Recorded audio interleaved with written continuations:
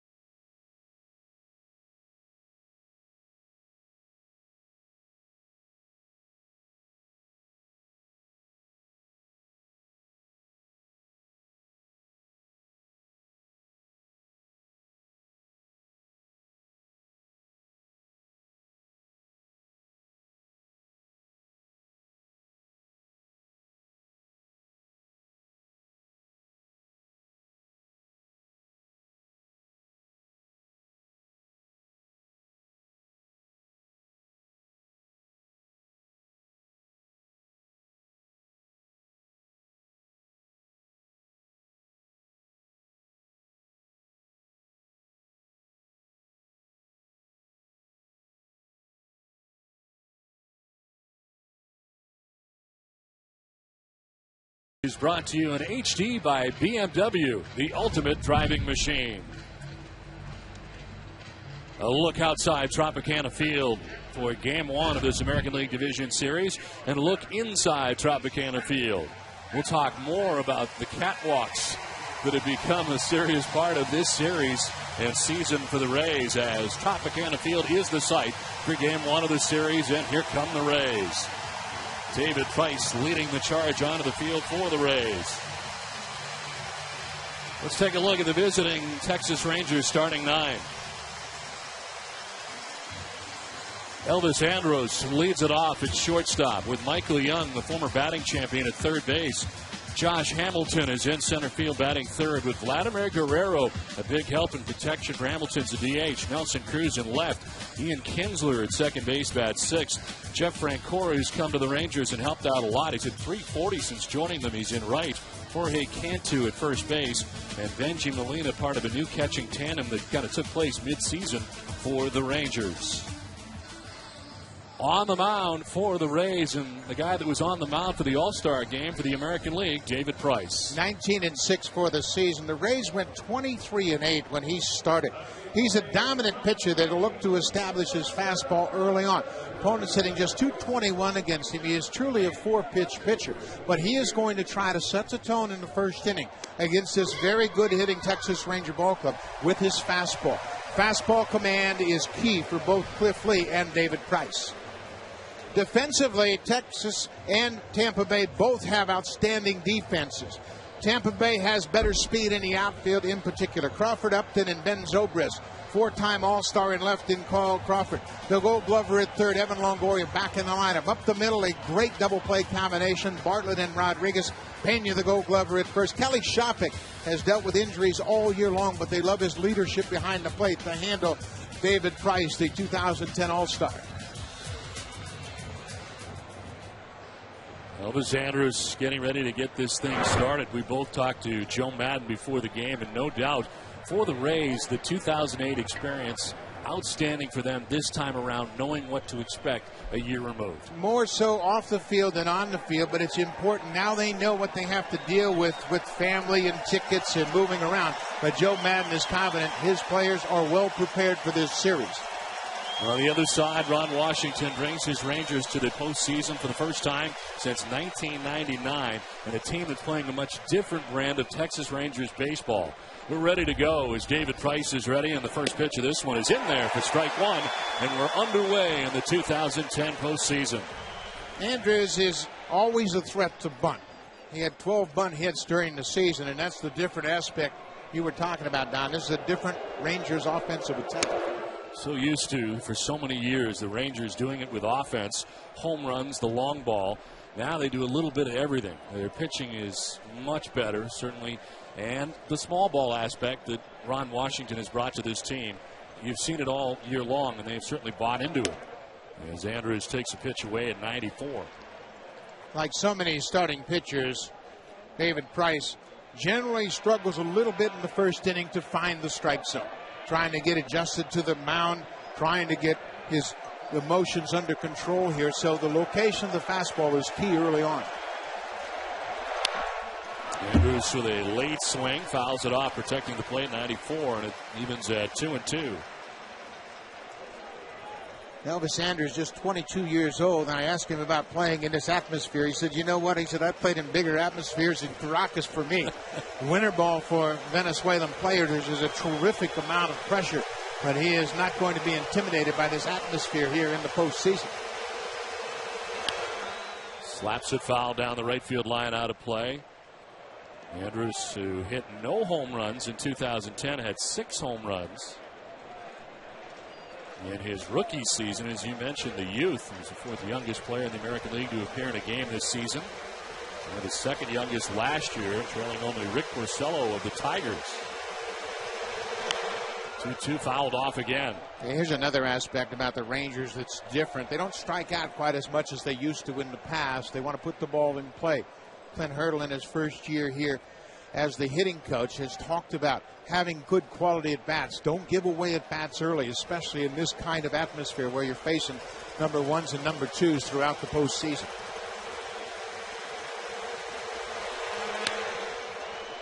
Fouls it off again to the right, and as you mentioned, the fastball for Price, establishing it in the first inning, and is a healthy diet of fastballs here at Andrus. Another example, he's 22 years old, and he's having exactly the kind of at-bat you want from your leadoff hitter. Make Price work early, and it gives your team an opportunity to have a look at David Price.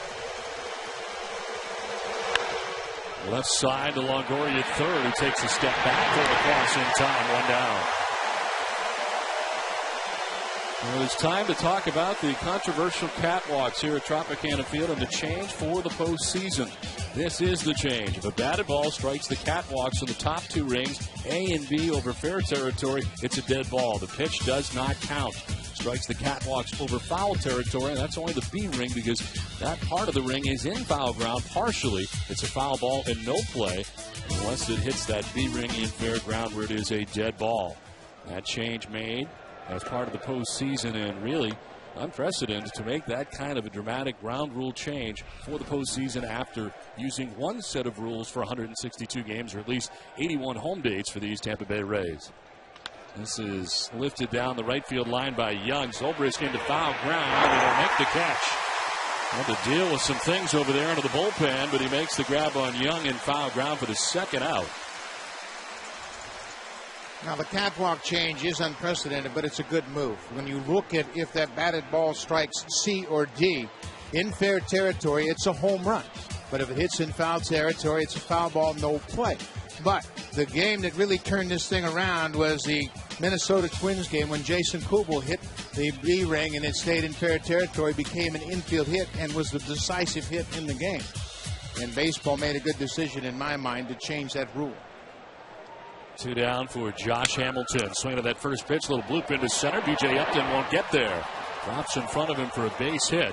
Upton, who plays a very shallow center, not able to get to that as Hamilton's aboard. So much for the rust factor on Josh Hamilton. He was injured on September 4th. He's back in the lineup. Doesn't get a lot of this, but he's strong enough to fight it off and hit it into center field in front of Upton. This really changes the makeup of their lineup, having Hamilton in the free spot to set up Vladdy Guerrero and Nelson Cruz, 4 and 5 respectively for Ron Washington. As Ron Washington said, the protection value that Vladimir Guerrero has provided, Josh Hamilton has been outstanding. And we talked to Joe Madden, who certainly has a great respect for Vladimir Guerrero, working with him in L.A. with the Angels. And not surprised to see these numbers this year and the bounce back year for Guerrero with the Rangers. And even an average of 300 on the year with 29 homers and 115 runs batted in. And healthy largely for the season, and that's been the biggest difference in a Texas Rangers uniform. Guerrero was injured last year, had shoulder problems and knee problems when he played for the Angels. He got that addressed in the offseason, worked out, got himself in great shape. And he has been consistent all year long. His ability to stay in the lineup first and foremost, but also to have an impact in the cleanup spot. He had 152 games this year, his highest total since 2006. And this year named to his 9th All-Star game, and there is nothing he can't, or in his eyes, get to. If it's coming at him, it's in play. Joe Madden said there is no way to pitch to him. And you see that he really has great plate coverage, and literally there is no game plan that you can take if you're David Price to attack Vladimir Guerrero. Two down, Josh Hamilton at first. The 1-2 pitch to Guerrero. It's up and away, and he doesn't chase that. 96 from Price. He was a late signing for the Rangers. He didn't sign with Texas until January the 9th. As you mentioned, hitting cleanup 145 times this year. He hit cleanup. And here he is in the cleanup spot in game 1. Pops it up, foul ground. Pena will go as far as he can towards the seats. It's out of play on the roof. The Rays dugout, and it hangs at 2-2.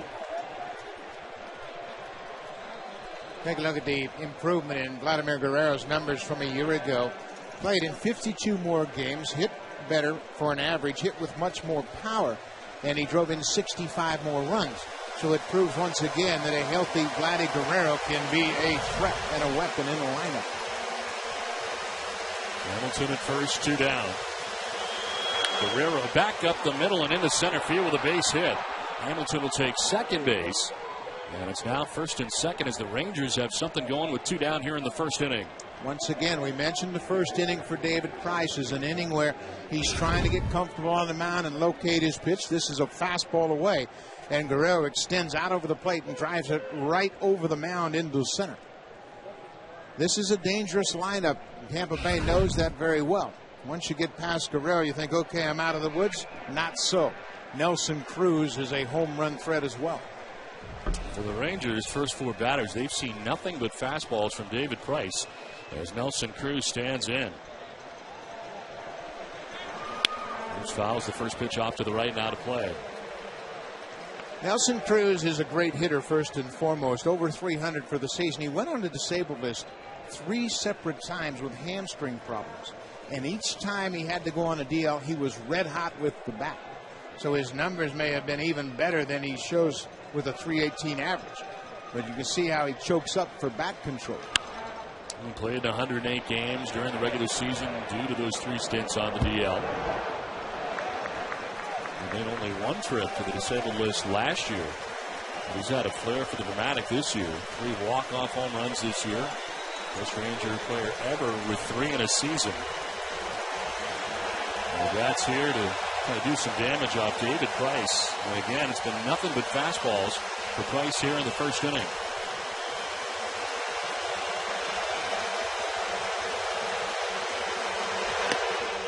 Up top for ball 1. 96, and it's 1-2. It's important to establish your fastball, obviously, but now you're into the game. You've thrown 18 pitches, and you haven't thrown a breaking ball yet. So there's still some doubt in his mind whether or not he can command it. And the last thing you want to do is hang a breaking ball. This is on the ground, foul, and there is a breaking ball. It's sent foul. And getting a piece of it is Cruz. So mixing in something different for the first time in the game. Yeah, this is the curveball that he brought to spring training with him, and Chet Kazmir taught him how to throw that curveball, and he really picked it up quickly. In 2008, he was a fastball slider closer for Tampa Bay. He needed that pitch to give him depth and a different speed. Back to the gas, and it misses to even the count at 2-2. 22 pitches now thrown in this first inning, and Texas, if nothing more, they've done exactly what they wanted to do. Make Price work in the first inning. Able to get Andrews. It took some time to get him to ground out. Young fouled out, but singles for Hamilton and Guerrero. Now a 2-2 to Cruz. He's fouled straight back. 96 that time from Price.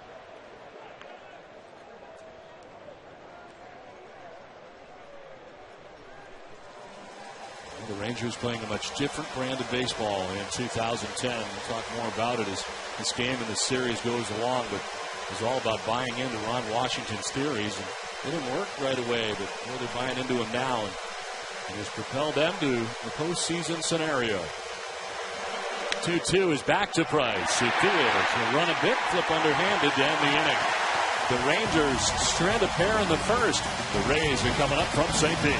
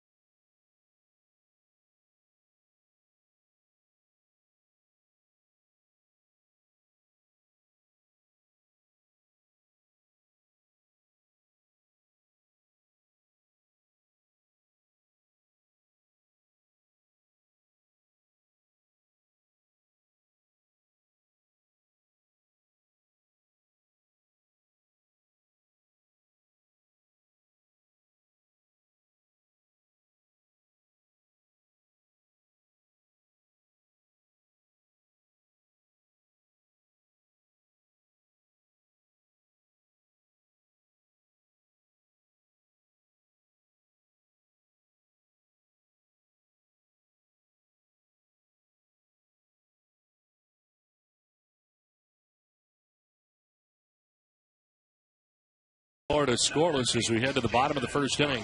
Here come the Tampa Bay Rays. Jason Bartlett leading it off at shortstop with B.J. Upton in center field. Carl Crawford in left. Evan Longoria at third base. Carlos Pena at first base with Rocco Baldelli the DH. And Zobrist in right bat seventh with Kelly Shopik doing the catching. And it is Sean Rodriguez who's at second base, who bats ninth for the Rays. Of course, they have the tall task of dealing with Cliff Lee in this first game of the American League Division Series. Bartlett standing in and taking ball one.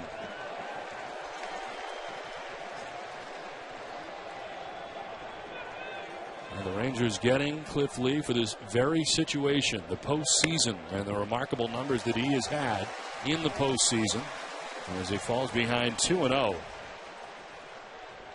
4-0 in 5 starts last year for Philadelphia, including a great run in games won in the division and World Series. And Cliff Lee is a strike thrower, just 18 walks all season long. And he believes he can throw a fastball to anybody if he locates it. 2008 American League Cy Young Award winner, acquired by Texas from Seattle on July the 9th. And here are the numbers combined between Seattle and Texas. 10 strikeouts for every walk Cliff Lee issues, and that's a remarkable number. And don't be distracted by the 12-9 record. He is geared up to be an impact starter in this postseason. Bartlett opposite field. It'll drop in for a base hit. Well, with Bartlett the opposite field, a little flare into right field. Let's take a look at the Rangers defense. Terrific throwing arms in the outfield. Cruz normally plays in right, but with Fran Coor here since August 31st, he starts in left. Hamilton, a great center fielder. Gold Glover at third and Michael Young. Andrews and Kinsler have great range up the middle. Cantu's at first. And two-time Gold Glover Benji Molina joined this team mid-season, and he'll handle Cliff Lee today. Jason Bartlett is aboard. The first time he has hit leadoff for Joe Maddon since May the 29th. He hits leadoff here in the postseason and has a base hit to set the table. B.J. Upton bats in the 2 spot. Those numbers right there are the reason he's in the 2 spot. 10 home runs since August 1st, and he was hopeful of getting an opportunity, Maddon was, for Upton with a base runner on, and it's already played out here. And for Joe Maddon back in 2008, B.J. Upton had an incredible postseason. 7 home runs in the postseason. And had shoulder surgery at the end of 2008 after the World Series loss for the Rays. As he takes a pitch for a strike at 94 from Lee. Now, there's a lot of things going on in Upton's stance and his batting style. A lot of movement, but you can see his numbers from the postseason in 2008. 7 home runs against the White Sox and the Red Sox, and then the Phillies really shut down the Rays offensively. Well, this year he was healthy all year, played 154 games for the Rays, and a big swing and a miss there. And Lee gets the first strikeout of his outing for out number 1. Now, there's so much talk about David Price and his power, but Cliff Lee can get it up there as well. Plus, he has the ability to locate. Right in on the inside corner, and he blows it by B.J. Upton. So Bartlett at first. Upton is gone, and here is Carl Crawford. 307 average, 19 homers, 90 runs batted in during the regular season. Career highs in home runs and in RBIs. And of course, come season's end, will be almost sought after free agents. As he takes strike 1. He, like Hamilton, can do so many things to beat you. He can beat you in the outfield with his glove. He can beat you on the bases with his wheels, and he can certainly beat you with the bat. Tampa's franchise leader in games played, batting average, hits, runs, triples, steals. And was around for the bad times of the Devil Ray years before they became the Rays. Yeah, he sure was, and he has outlived those bad years, and now everybody thinks about him being a champion and maybe the most attractive free agent on the upcoming market. First 9 seasons of his career spent here in St. Petersburg for the Tampa Bay Rays as they check on Bartlett at first.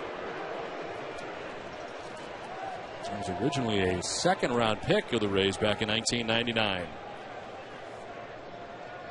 Start of the year as a 2-hitter this year for 4+ months of the season. Runner goes as Crawford fouls it off to the left. Well, get used to that. We're going to see a lot of that in this series with both of these ball clubs. Both these managers love to run. Joe Maddon doesn't have the potent bats in his lineup, so he's going to have to force the offense a little bit more. Bartlett had 11 steals during the regular season. And what the Rays do is they run at a very high success percentage. They get on and they stay on. Tampa Bay finishing the year first in the American League in stolen bases. Texas was 5th in the league.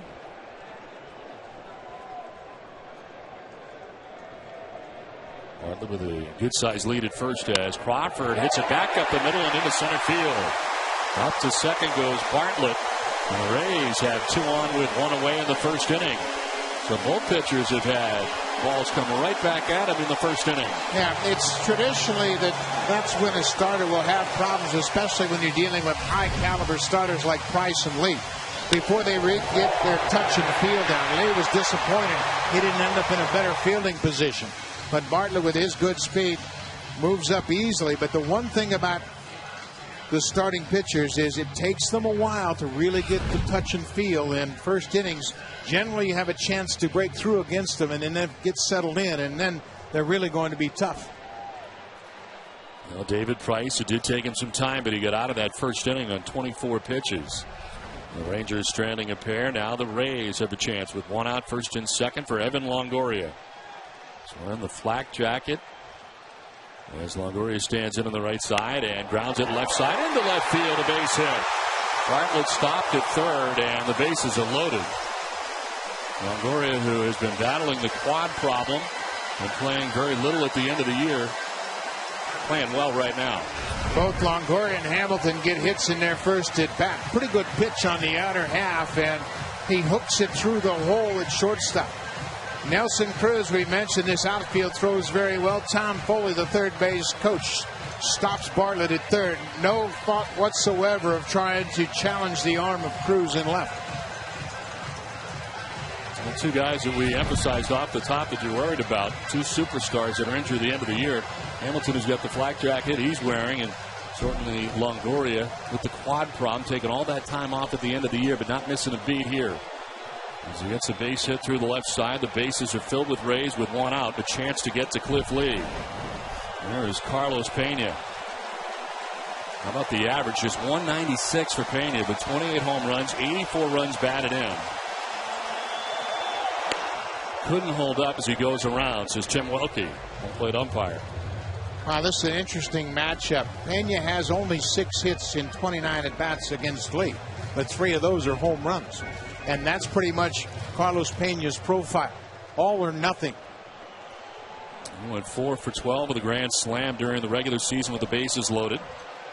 There's 3 home runs in his career off Lee. And framed by Molina. And it's a ball 1-1. Cliff Lee is among the best in baseball at throwing first pitch strikes and throwing few pitches per inning. He averages about 14 pitches per inning. Mike Maddox, the pitching coach, just getting a handle on Cliff Lee since he came over to Seattle. But he too has thrown a lot of pitches in the first. Pena takes it in tight, 2-1. And Mike Maddox's pitching staff finishing 4th in the American League in earned run average. A 3.93 ERA. There's Carlos Pena, a 322 hitter over the course of his career with the bases loaded. Chance here to strike first for Tampa Bay.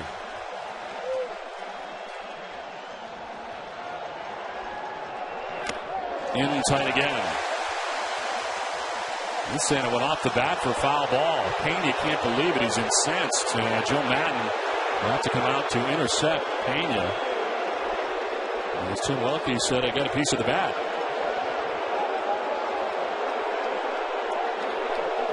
Well, Pena was really surprised to hear the umpire say foul tip. Take a look at the baseball as it passes. Didn't look like it hit anything. And Pena didn't even react as if it may have hit the knob of the bat. Tampa Bay, of course, was victimized by the Derek Jeter play. But that was close, and who admitted as much afterwards. Derek Jeter squared the bunt, pulled the bat handle back. But let's listen to that last pitch. Boy, there was something. There was a little tick before it hit the catcher's glove.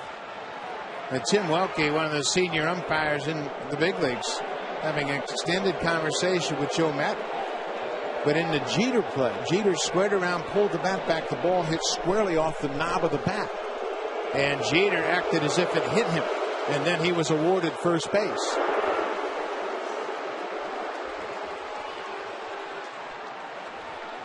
So the count is now 2-2. Much different than 3-1 for Pena. Bases filled with Rays here in the first inning. Bartlett at third, Crawford at second, Longoria at first, and one out.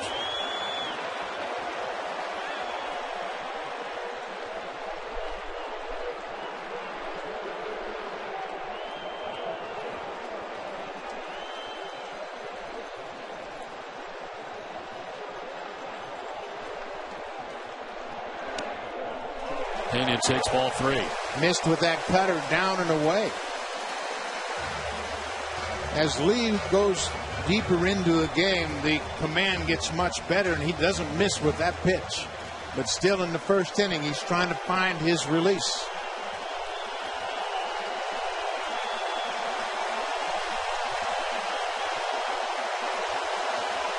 Three and two, one down, bases loaded, and time called as Lee was about to deliver.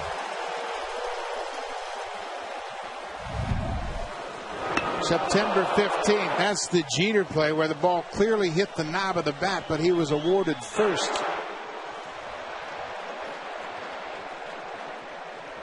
And fouling off the 3-2 pitch to the left. Pena checking with the umpire to see if that ball was off the plate. Tim Welke calling the balls and strikes. The 6-man umpiring crew.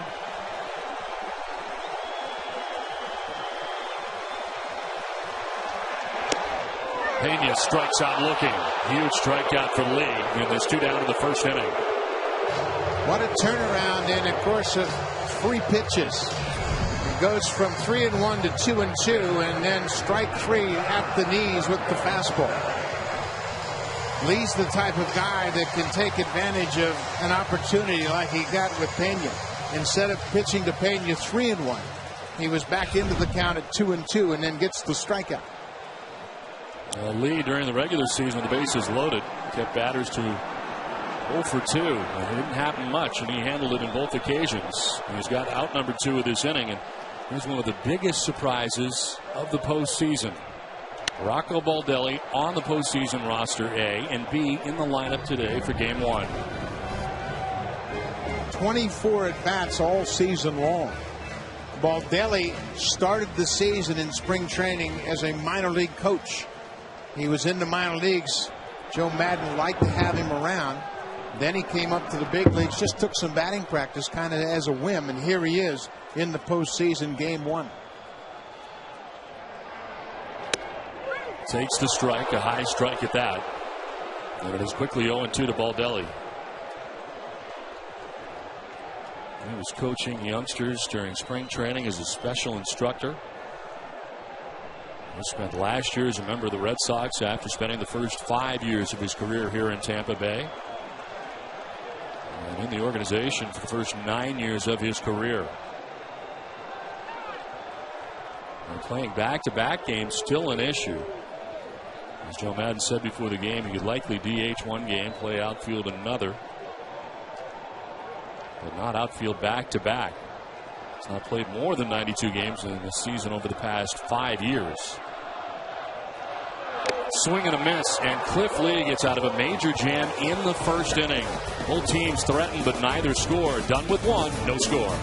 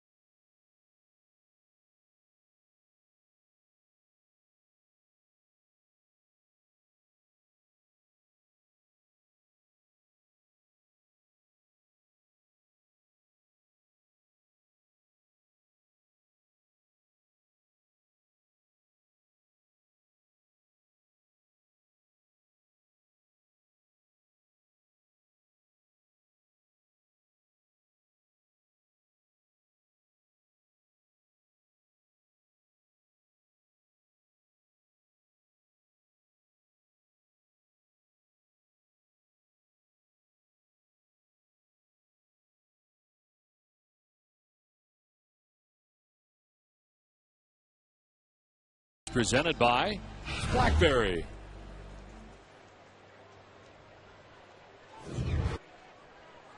Back in beautiful St. Petersburg, Florida, where outstanding weather outside, climate controlled inside Tropicana Field. And both starters having to throw 24 first inning pitches to get this game started. It's on to the second inning, and Ian Kinsler leads it off here for the Rangers. So both teams with fabulous opportunities in the first inning, but cannot cash in. And as you said earlier, Buck, if you don't get to these particular starters early, you may not get to them at all. Well, and it's going to be interesting to watch Price. He's thrown a curveball and a changeup here the first two pitches of the second inning. Totally different departure. Both Lee and Price used their fastball in the first inning, and they both struggle with their command. Tansler to left field. Crawford coming in, but it'll fall in front of him for a base hit. He's got great speed coming in, but that one ducks down in front of him, and Kinsler's aboard to begin things in the second inning. One thing about this Ranger lineup, David Price knows it, and you're going to know it as you watch this series unfold. There's balance in the order. This team can really hit, and they can hit good pitching. They have veteran hitters up and down the order, and Francoeur, who's just been with the team since August 31st, has been a nice addition. Those numbers with the Mets in 124 games, 11 homers, 237 average, but with the Rangers hitting at 340 in 15 games with the Rangers, and he puts a charge into this out to center field. B.J. Upton going back at the wall. It's off the wall. Upton plays the carom as Kinsler tries to score from first base, and he will, standing. The Rangers take a 1-0 lead on a wall ball double for Jeff Francoeur, backed by the 4:04 marker, and Texas is on the board. We talked about the depth of this order. You can't get distracted by Hamilton, Guerrero, or Cruz, because down in the order with Francoeur, look at Price. He knows that ball is hit hard, and he's fortunate it stays in the ballpark. Middle with the fastball, and Francoeur didn't try to do too much with it. He just went with it back up the middle and rips it off the wall in center. So Francoeur at second base has happened quickly in the second inning. As Jorge Cantu stands in and fouls it straight back. 95. Price back to the fastball again.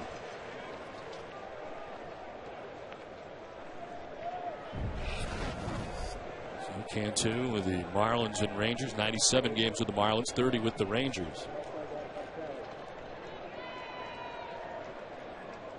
So Francoeur at second base. And an 0-1 as Cantu late on the fastball, 95 from Price, and it's 0-2. Well, Cantu is one of the many pickups during the course of the summer that added depth and experience to this roster. They dealt with injuries. He was not as productive as they had hoped. He had 1 home run and 2 RBIs, and that came as the clinching game to secure their spot in the postseason. Check swing foul.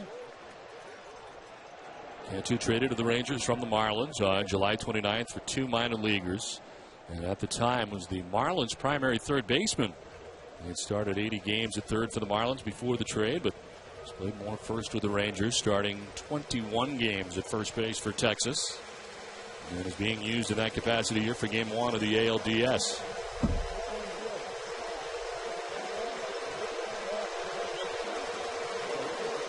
Roughing off the backside is Price. Well, what you need from Cantu right now is at least a productive out. Move Francoeur from second to third. Hit the ball on the right side at a minimum. Swing and a miss. Cantu down on strikes. It's the first K for Price. 1 down here in the second inning. Well, more on Jeff Francoeur with our Mark Fine. Mark? Yeah, Don, you know, I talked to Jeff about the success he's had since coming to Texas. Buck mentioned that, and he said, you know, a big part of the reason was Ron Washington. To a man, this team says how much fun they have playing for him. And when he told Francoeur knew he wasn't going to play every day. He said, look, you're a hitter. You get up there and swing away. You have fun. Swing the bat. Get up there and get me some hits. And he said Washington just really made him feel relaxed and comfortable in his role, guys. Well, he looks relaxed and comfortable now. Thanks, Mark. As Cantu strikes out, it's Benji Molina who takes strike 1. Part of a Rangers catching story that was much different to begin the year. You start the year with Jared Saltalamacchia, Taylor Teagarden, and by year's end, you have 2 different catchers, and both have done very well for Ron Washington. Now, Molina has been in this situation in the past. Of course, 2002 with the Angels, he was the catcher for Mike Scioscia and won the World Series. But it's really a challenging move for a catcher to join a team mid-season and catch a pitching staff that he's not familiar with. But Molina's handled it very well. Molina coming over to the Rangers July the 1st. Saw Chris Ray and a minor leaguer head to San Francisco. As he bloops this one down the right field line, it'll fall for a base hit.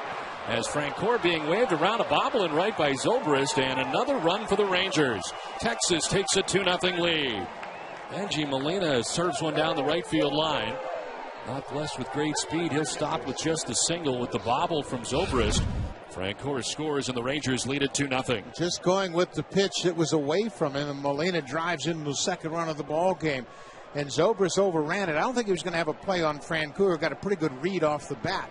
Francoeur anticipated that ball falling. But Benji Molina is a clutch hitter, and he comes through and drives in Francoeur and gives the Rangers a 2-0 lead.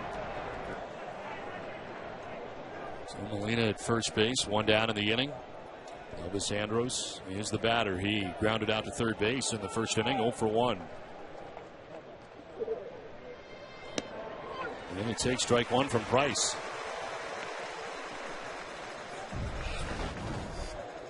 First time through the order, Texas has 5 hits against David Price. There's a lot of balance here, and it's very difficult to focus on 1 or 2 spots in the order and think, okay, if I shut them down, I'm going to be all right. Andrews with a swing and a miss. Fastball up at 96.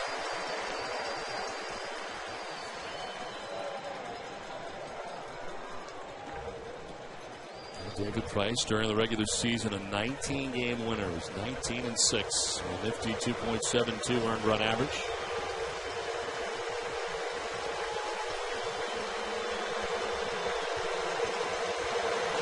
This one is up over the mound at second base. Rodriguez a foot behind him to second for the force out. They get the lead runner in Benji Molina for the second out of the inning, and Andrews reaches at first base without 2 down. This doesn't look like much of a play, but I don't know if Rodriguez has a shot at Andrews at first. He flips it behind him, confident that Bartlett's going to be there. Andrews runs well. Price has no play on it. Rodriguez's momentum is going away from first, and he knows he's got plenty of time with Molina at second. Look at this. Just a no-look pass on the money to Bartlett for the force out.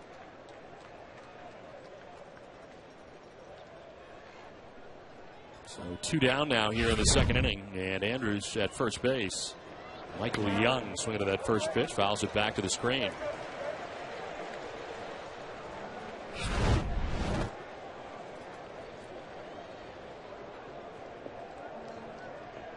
Michael Young is the second longest tenured big league player to make his first appearance in the playoffs.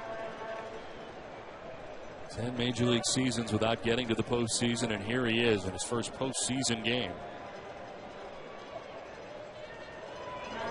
As he takes the strike from Price and is quickly down 0-2. Again, a curveball finds the strike zone for Price. But he hasn't had the fastball command that we saw down the stretch. Well, has not enjoyed his season series against the Rays. 2 for 17 during the regular season. Down 0-2 here. And he fouls it off to the right, a protective swing.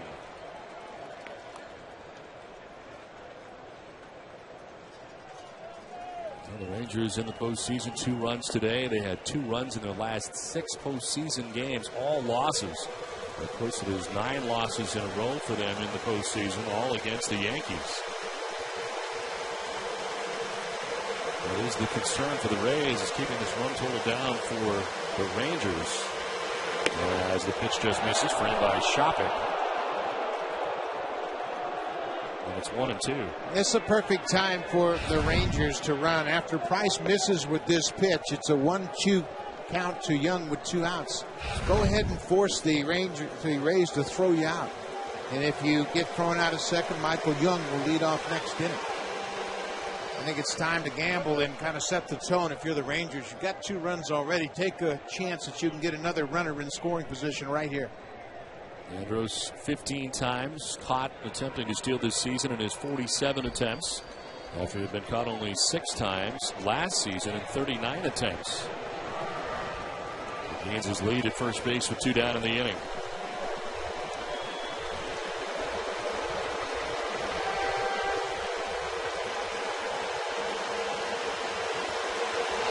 Young strikes out. Price gets his second K, but the Rangers come away with a pair of runs. Done with an inning and a half. 2-0 Texas.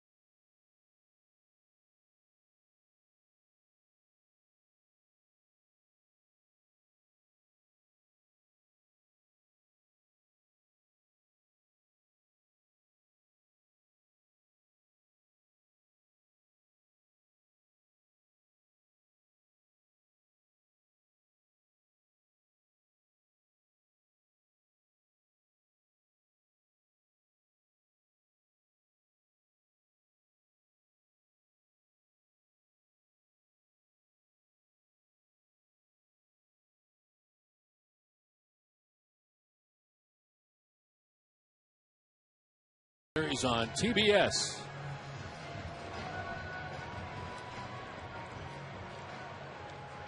Well, it is the last half of the second inning back here at Tropicana Field in St. Petersburg, as the Rangers have struck first for Cliff Lee and now works with a 2-run lead, and it is the bottom third of the Rays order. Ben Zobrist who leads it off. Zobrist, Shopik, and Rodriguez to face Lee, who had to throw 24 first-inning pitches but get out of a bases-loaded jam by striking out Pena and Baldelli in the first inning. See the very versatile Ben Zobrist, who takes a pitch up and away to even the count at 1-1. Well, Lee's average pitches per inning during the course of the season was 14. So I look to him to be much more efficient this inning in continuing to try to establish that fastball. Tapper foul outside at third, and Zobrist is down 1-2. Zobrist's numbers are off from a year ago. He had 238 for the regular season, and this is the difference. And Tampa Bay will tell you they're not wrapped up in batting average, but both Bartlett and Zobrist have had drop-offs in their production. He played 151 games for the second straight season. And started games at 6 different positions for the Tampa Bay Rays.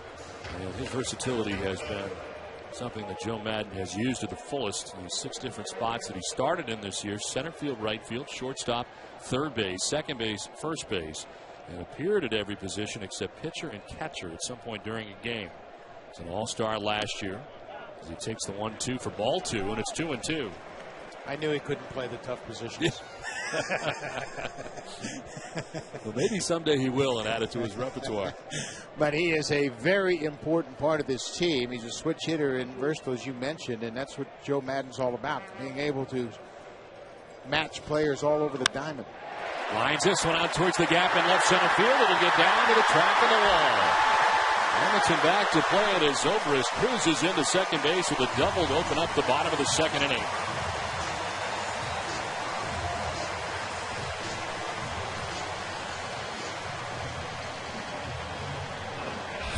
So far, both these teams aren't having any trouble getting guys on. That's a pretty good pitch, down and in, probably about knee-high on the inner half. But Zobrist gets the head to it and drives it in the gap in left center. So anytime you give up a leadoff extra base hit, you kind of think, okay, well, if I give up one, it's all right. Just don't allow this to turn into a crooked number. Second straight inning, the Rays have had the lead runner on as Lee will now deal with Kelly Shopik. His catcher hitting under 200 during the regular season and 196, 5 homers, 17 runs batted in. Shopik takes ball one. Came over from the Cleveland Indians in the offseason. His primary catcher against left-handed pitching. And hit .261 this year against left-handed pitching. Only had .114 against right-handers, so he is in there with Cliff Lee on the mound today for game one. And a swing and a miss for Shopik. Well, Kelly Shopik knows Cliff Lee very well. They were teammates with the Indians, and he said he's a totally different pitcher now than he was when they were together. Because initially he was a fastball changeup guy, and he won 18 games in 2005 using fastball changeup. Now he's added a cutter, he sinks the ball, he throws the curveball occasionally, but still he's primarily a fastball pitcher. Shopik 5 for 14 against Lee in his career. And Zobrist at second base as Shopik skies one foul off to the right now to play. That was part of the appeal to the Rays for Kelly Shopik, is the fact he caught Cliff Lee and C.C. Sabathia, both former Cy Young Award winners, and they felt here in Tampa Bay his presence would really add a lot to this team. Unfortunately, got hurt against the Yankees early in April. Blocking home plate, had knee surgery, and played in just 63 games over the course of the summer. On the DL from April the 3rd through June the 3rd after the right knee surgery. As he taps one foul down by the shutouts. Shopik was the catcher for Matt Garza's no-hitter back on July 26th. The first no-hitter in Tampa Bay history. Of course, we'll see Matt Garza in game 3 of this series between the Rays and Rangers. As Joe Maddon electing to go with James Shields in game 2, which surprised some. I think it surprised a lot of people. But he expected Garza to be the game 2 starter. 1-2 is strike 3 to Shopik. He's getting the arms out of the way as Welke rings him up. It's the 4th strikeout for Cliff Lee, 1 down. And it's another great fastball from Lee just on the inside corner. Look at the target by Molina. He really accentuates that glove, and it's easy for a pitcher to focus on that. Just raises his arms up. Shopik pulls away from it, and Tim Welke rings him up. So 1 down, Zobrist at second base, and here is Sean Rodriguez, who had an incredible spring training for the Rays. Comes over from the Angels in the Scott Kazmir deal, and has been terrific for the Rays at second bases. He takes ball 1. At his first opening day roster after he hit .460 during spring training. 6 home runs during the spring. Another guy who's been incredibly versatile for Joe Maddon. And he's going to work on the shoelaces at second base is Ben Zobrist. Rodriguez started games at 7 different positions for the Rays. And again, the majority of them were at second base. 78 starts at second for the Rays.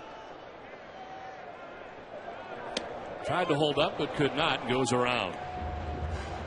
Well, he had such a great spring, they had to figure out how to best utilize him, and he basically became Ben Zobrist from a year ago. Guy that was going to fill in everywhere, but then he took over every day. Defensively, he has few peers at second. Great range and remarkable quickness around the bag.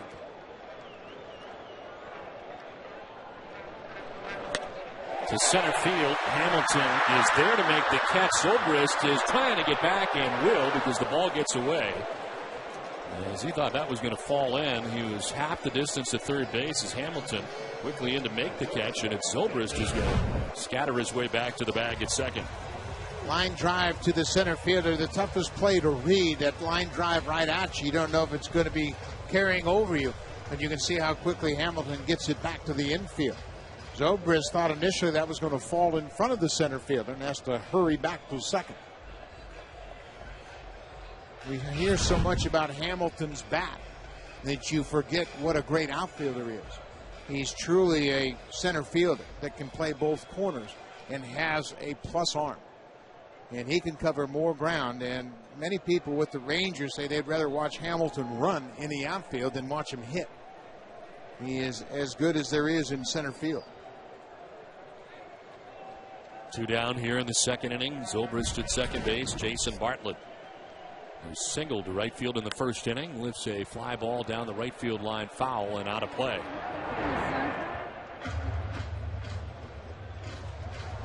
Bartlett missing some time this year, on missing 14 games with a right hamstring injury from May 30th through June 15th.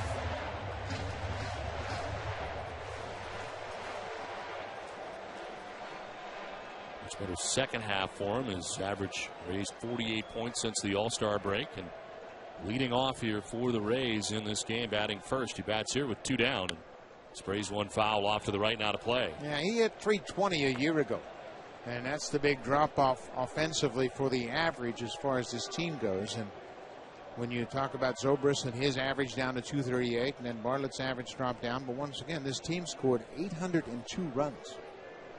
And you have to really delve into the numbers to try to figure out how they did it. We're third in the league behind the Yankees and Red Sox in that category. Bartlett takes the ball high. Season highs last year, hitting at 320, 14 homers, 66 RBIs. Batting average for him this year down to 254, which is the lowest since his rookie season of 05.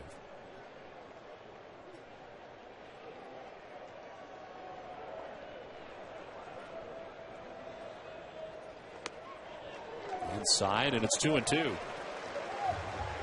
The way Tampa Bay scores runs is they are great base runners. When they get runners on, they don't get thrown out very often. They don't hit into double plays. They use the sacrifice very effectively, and they take advantage of their run scoring opportunities.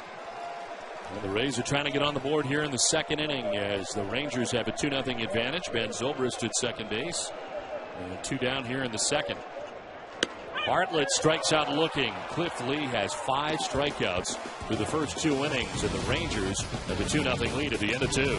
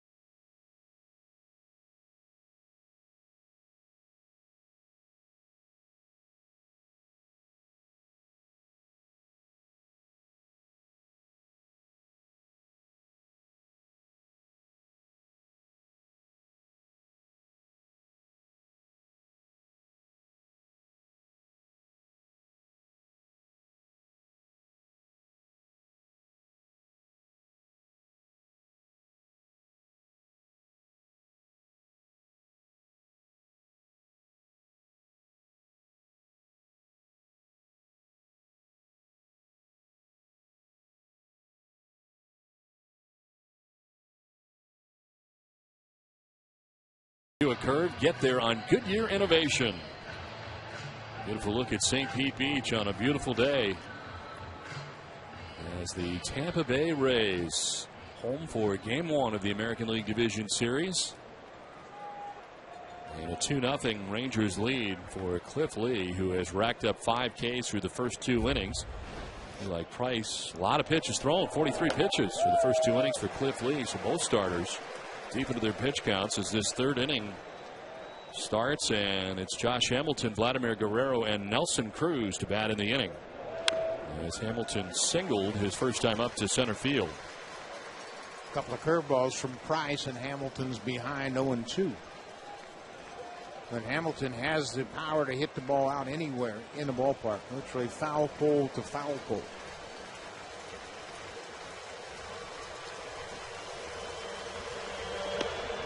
Takes it outside, 1-2. We asked him about the ribs, and really only bothers him when he swings and misses. And wearing the flak jacket, of course, for any kind of contact he might have again with the wall. In a protective fashion, as it just changes the Rangers' feel and team when he's in the lineup.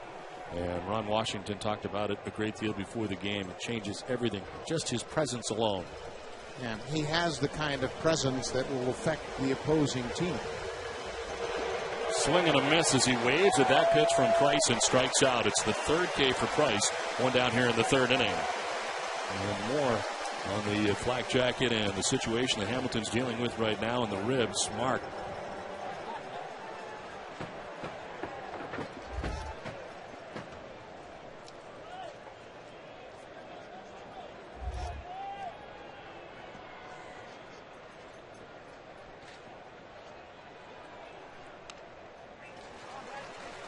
Vladimir Guerrero sending one foul to the screen. A single in the 1st inning.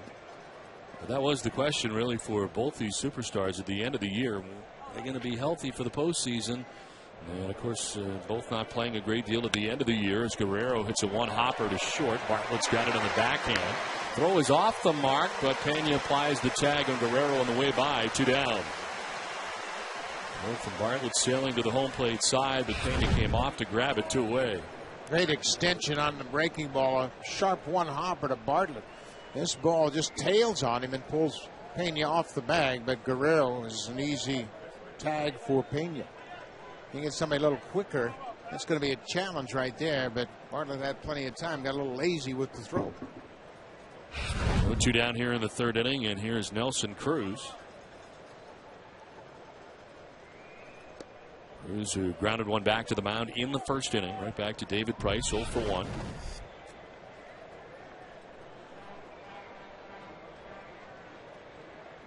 Talked about all the injuries for Cruz and 3 different trips to the DL. He saw his home run total drop by 11 this season from 33 to 22. But set a career high with 78 RBIs, 2 more than he had last year. Takes that pitch outside. Taking a while for Nelson Cruz to find a home. He was signed by the Mets, came to the big leagues with Milwaukee in 2005, and then really got an opportunity here with the Rangers. That's a fly ball out to center field. B.J. Upton going back towards the track at the wall, and that ball is gone. Home run for Nelson Cruz, his 23rd of the year, and the Rangers take a 3-0 lead. 22 during the regular season, his first of the postseason, and Texas on top 3-0. A center field blast for Nelson Cruz. Both of the big hits in this game so far. Francoeur's double to center, and now Cruz's home run to center. Not trying to do too much against David Price, just staying with the ball, and Cruz has got big-time power, and Price knows that this one's not going to stay in the yard. Great extension, and you can feel it when you square up a ball like that if you're a big guy like Nelson Cruz. Solo shot with 2 down here in the 3rd inning. Ian Kinsler takes strike 1. They're throwing the baseball back out onto the field, so second base umpire Jerry Meals will run it down after the home run by Nelson Cruz. Well, dead center in this ballpark is 404 feet away, and he hit it up on top of that roof overlooking the restaurant in center field. And anytime you get up there, that's where the big boys go. A pop up into shallow center field. Upton coming in from center to make the grab to end the inning. But a home run for Nelson Cruz has given the Texas Rangers a 3-0 lead after 2.5.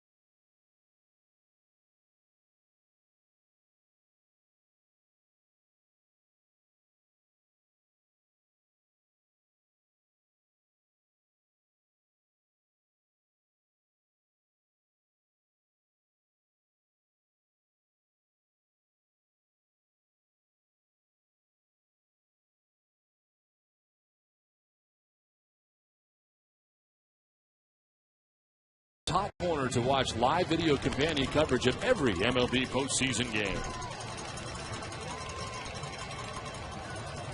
A look from right field here at Tropicana Field in St. Petersburg.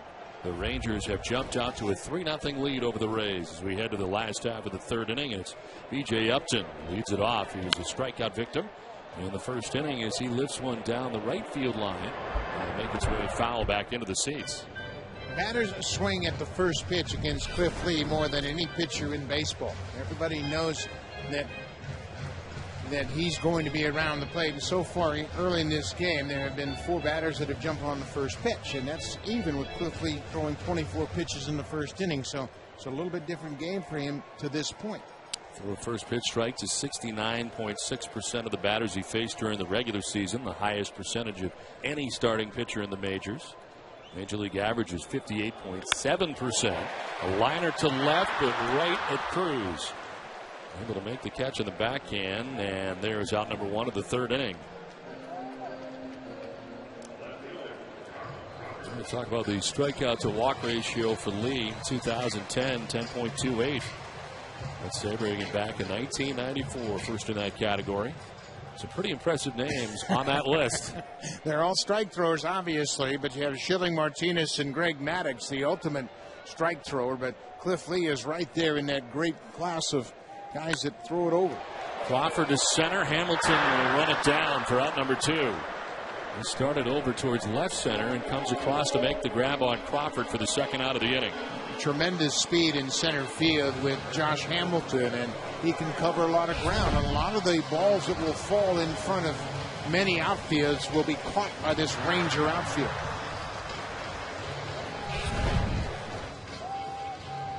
And of course, Hamilton was supposed to be part of this Rays outfield. And you think about what could have been Carl Crawford, Josh Hamilton, and Rocco Baldelli coming up together to the major league level and what it would have looked like.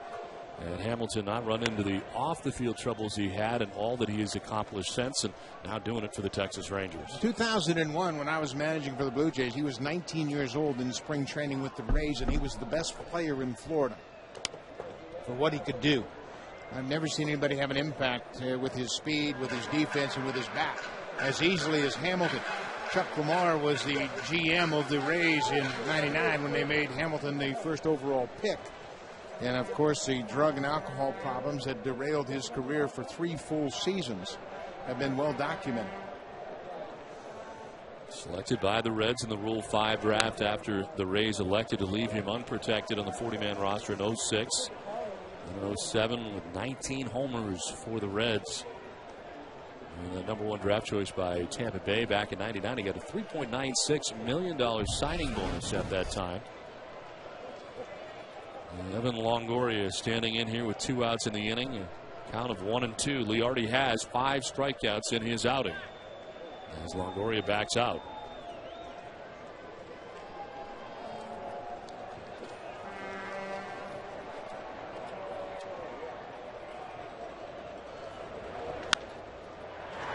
In the air to shallow right center. Josh Hamilton moving into right center. Will put it away. It's a 7-pitch inning and a 1-2-3 third. 3-0 Texas on top.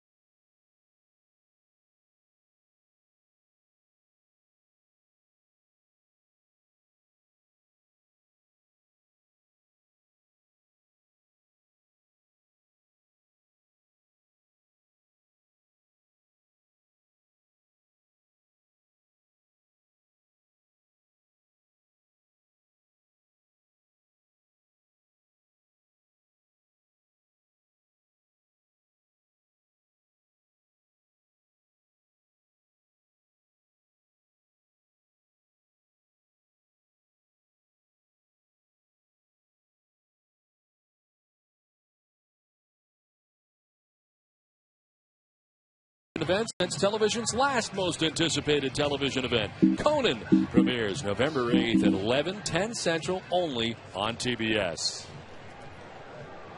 It is on to inning number 4 back at Tropicana Field in St. Petersburg, Florida. And the Rangers have a 3-0 advantage over the Tampa Bay Rays as Jeff Francoeur gets it started for Texas and takes strike 1.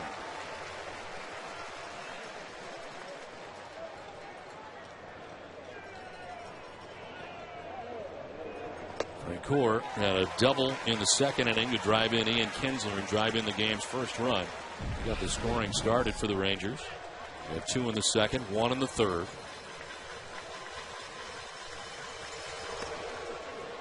Celebrating a pitch at 94 and missing.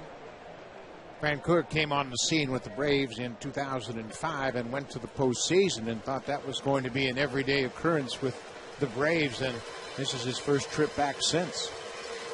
On the outside corner for strike 3. 4th strikeout for David Price. He'll send it back to Atlanta and Matt Weiner.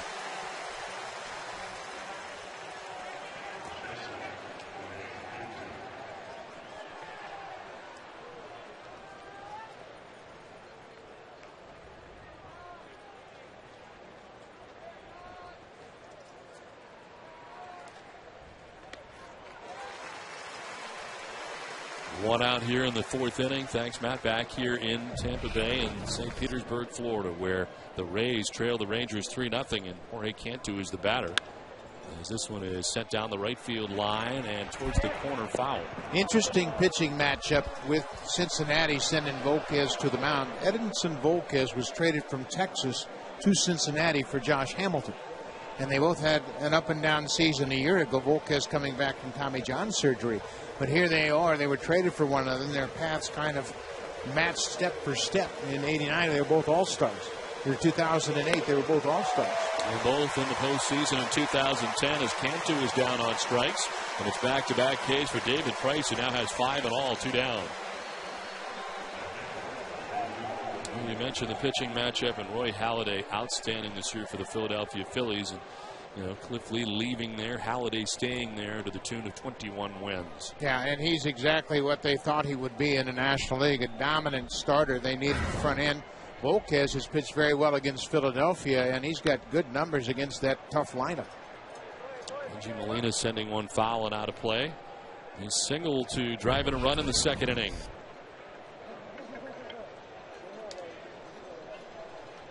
David Price, 15 of 18 first pitch strikes for the Texas Rangers, but they've gotten to him for 3 runs through 3 2/3 innings. Molina hits a fly ball to left field, pretty deep. Carl Crawford going back at the wall. That ball is gone. Benji Molina has homered. And just 2 home runs during the regular season with Texas. It's a solo shot here, and the Rangers lead it 4-0. The co-owner and president of the Rangers, Nolan Ryan, liking what he's seeing here in St. Petersburg. How about the acquisition of Benji Molina? July 1st, he comes over here with playoff experience, and he's 2 for 2 in his first game with Texas in the postseason. Molina's always been a clutch hitter, a guy that can rise to the occasion. He gets this pitch inside. Not a bad pitch, but he got his hands through the ball and got the barrel to the ball, knock it out of the yard. This is down the line at third. Where he's got it from Tom Brown. The throw is low and not dug out by Pena. So Andrews will reach at first base. Long throw for Longoria. Ended up starting from foul ground with that long throw, and Pena can't dig it out of the dirt. But again, the speed of the Rangers leadoff hitter forcing Longoria to make a quick decision. Plant and fire, and the ball's in the dirt, and the Gold Glover at first can't help him out. They charge Longoria with an error. Yeah, if he makes a throw in the air, he probably gets Andrews, but Pena got hit on the heel of his glove and can't dig it out.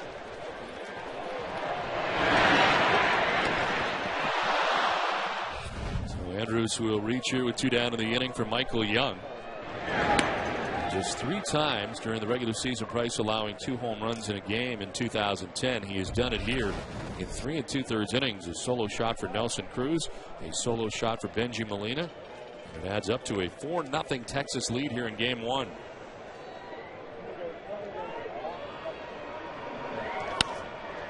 Young sends one down the right field line. Zobrist, a long run into foul ground, will get there and make the catch that ends the inning.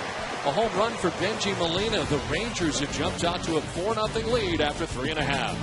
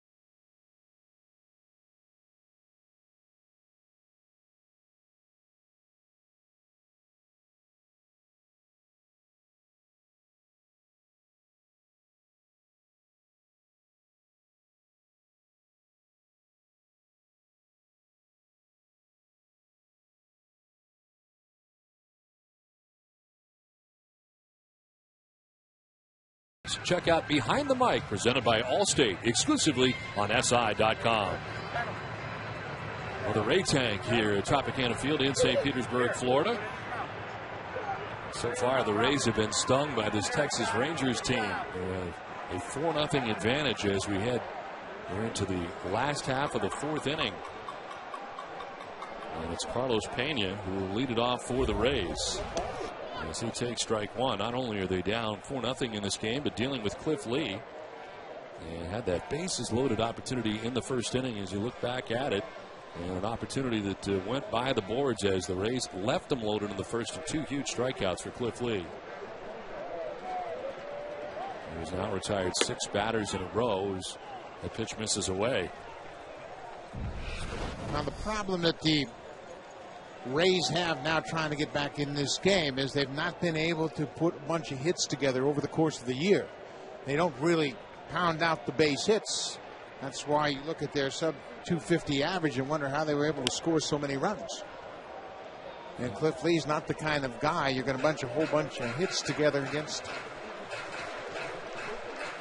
Well, you look at the run total, but the batting average for them, 802 runs scored, just 247. Only the Seattle Mariners had a lower batting average as a team in the American League. The Mariners hit at 236. Pena takes the 1-2 for strike 3. Struck out for the second time in this game. We had the chance to talk to Ron Washington in between innings, and we started with the way this game is starting must be to his liking. Yeah, I do. You know, it's definitely a part of our game where we can hit the ball out the ballpark every now and then. But, you know, the first run we got on a double, and then Benji dropped us one in the right field. And then from that point, you know, we went up there and we started swinging. And Nelson got a 3-0 swing, and he did what you're supposed to do on a 3-0 pitch. So, you know, we still got a lot of ball game to left. We got the left to play. We still got to make sure that we don't let up. How about Cliff Lee after the first inning? Looks like he's found his command. Yes, he has, and that's what he does. You know, he moved the ball around, cut it, changed speeds, and, you know, we got him some cushion right here. But once again, we got to keep the pedal to the metal and keep going. Thanks for joining us, Ron. Thanks for having me. Well, the manager of the Texas Rangers, who's done an outstanding job with the Rangers this season, getting into the postseason for the first time since 1999. Rocco Baldelli batting here with 1 out in the fourth inning. He's a strikeout victim his first time up. There's a couple of things that Joe Maddon has done in setting up this roster that's going to be scrutinized all throughout this series. The Baldelli addition to the roster with just 10 games under his belt, leaving off Willie Ibar, and then James Shields in game 2 is the starter. But it's not the first time as Baldelli strikes out, and it's the 7th strikeout for Cliff Lee. We're at Tropicana Field in St. Petersburg, Florida. Don Orsillo with Buck Martinez and Mark Fine. Game 1 of the American League Division Series between the Tampa Bay Rays and the Texas Rangers. And so far in this one, the Rangers have a 4-0 advantage. 2 in the second, 1 in the third, 1 in the fourth. As Ben Zobrist stands in with 2 down. Like I was going to say, it's not the first time that Joe Maddon has gone on feel or thought outside the box. That's what he does. Certainly is what he does, and he knows his team better than anybody. And at this point, with Neiman not pitching particularly well in the second half, Wade Davis a rookie, and he too hasn't been real dominant in the second half. He had to go with James Shields, but you just try to figure out where he's best suited. And Zobrist hits a 2-hopper out to Kinsler at second base, and Lee is rolling now. A 1-2-3 fourth inning through 4 from St. Petersburg. It's 4-0 Texas.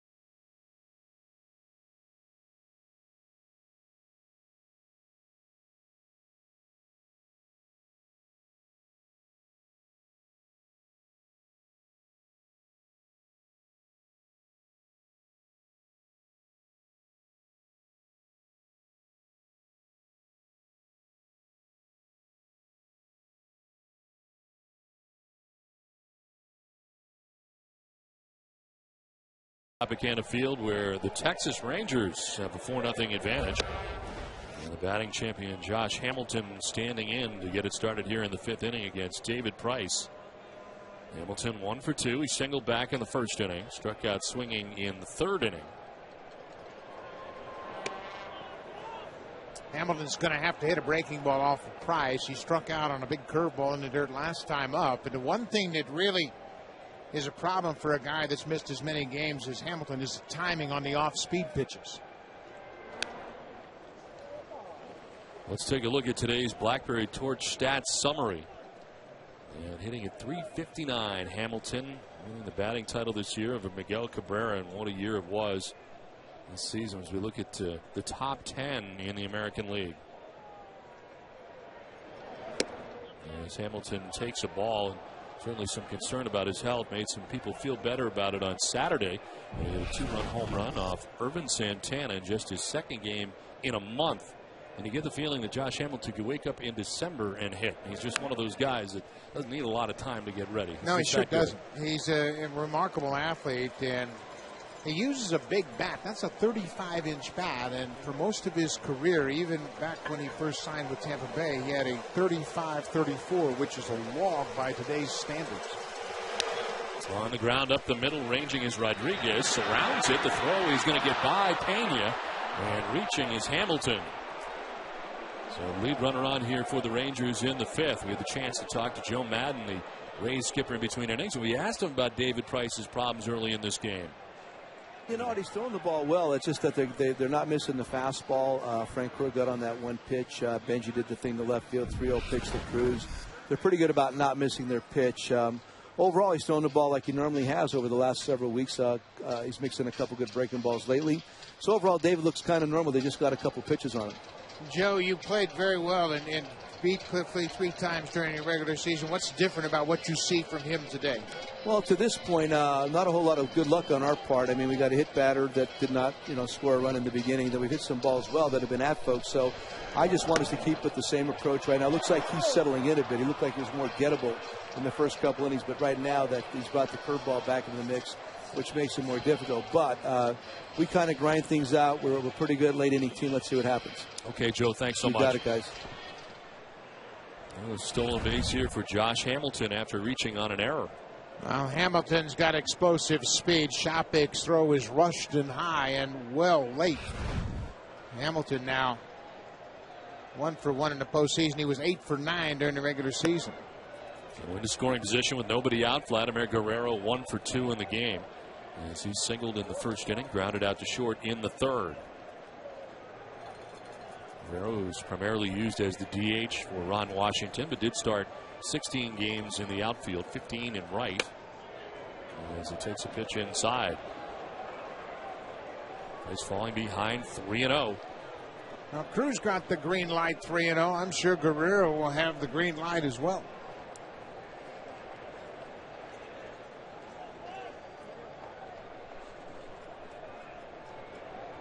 He does, and sends it to center field. Back goes B.J. Upton, still going. It's going to be over his head, and one hop the wall. Around from second base comes Hamilton. He'll score, and into second with an RBI double goes Vlad Guerrero as the Rangers take a 5-0 lead. And the green light 3-0 has been very good for Ron Washington's Texas Rangers. Well, Washington wants his players to be themselves, and he don't want to put any restraints on Vlad Guerrero. So Hamilton reaches on the air, steals second base, gets him to scoring position. Right down Broadway with the fastball. Green light 3-0 swing, and as he always does, Guerrero commits everything to that fastball. Hits at the base of the wall in center field. Hamilton scores easily, and the Rangers have jumped all over David Price.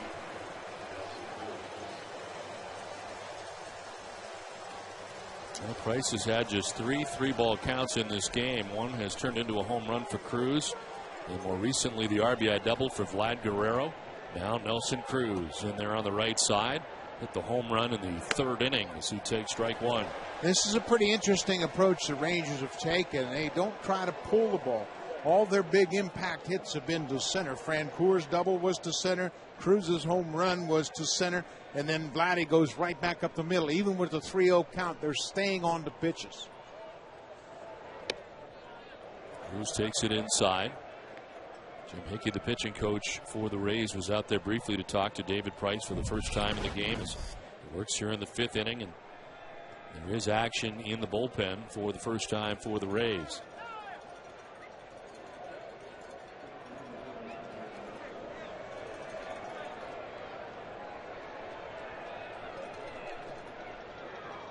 Two miscues in this game for the Rays. One coming in the 4th inning by Longoria, and this inning an error by Sean Rodriguez. It leads to a run.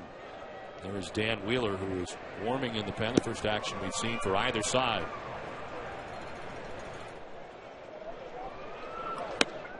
In there for a strike, and it's 1-2, the high strike at 96. This is a big challenge for the Rays. They have their ace on the mound. They've fallen behind 5-0. And they've got to figure out a way to get David Price turned around and get out of this inning without any further damage. And this is a team that has scored runs, but it's a difficult situation against a playoff team to score 6 runs and overcome a deficit. 1-2 is a swing and a miss. Cruz strikes out. It's the 6th strikeout for Price, and there's one down here in the 5th inning. They're trying to crowd him with the fastball and get exactly where they want to, and Cruz trying to protect with 2 strikes is late on the heater. Well, the crowd has certainly been taken out of this game here so far today. Very electric and loud to begin this game, and a capacity crowd here at Tropicana Field expected for the first 2 games. In fact, they have sold out the first 2 games of this ALDS, and the Rangers on top 5-0 here as they continue to bat in the 5th. As Ian Kinsler takes a strike. Kinsler singled and scored in the 2nd, flied out to center field in the 3rd.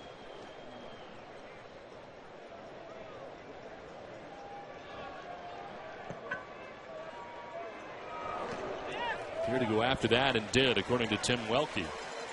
It's 0-2. I think there's the mindset around baseball that anybody from the American League East, if they get into the postseason, they're invincible.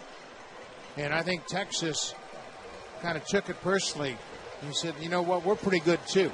And we're going to come in here and we're going to give you everything you want. When you've got guys like Michael Young on your team and Ian Kinsler and a starting pitcher of the class of the Cliff Lee, they can beat anybody, anywhere, anytime. Price strikes out Kinsler, and it's back-to-back Ks for David Price. 7 strikeouts, and there's 2 down here in the 5th inning.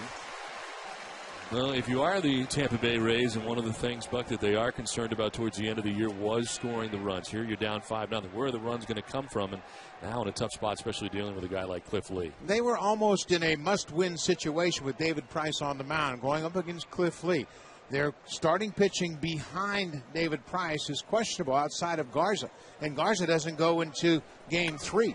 They might be down 2-0 by the time Garza goes to the mound in Arlington, which is a real challenge. So, this is a very important game, and one that, when you look at it, with Price on the mound, to fall behind 5-0 has got to be a real psychological drain on the Rays. They're going to really have to dig down deep. Back-to-back strikeouts for David Price. 2 down here in the 5th inning. Guerrero's still at second base, and Jeff Francoeur puts a pitch down and in.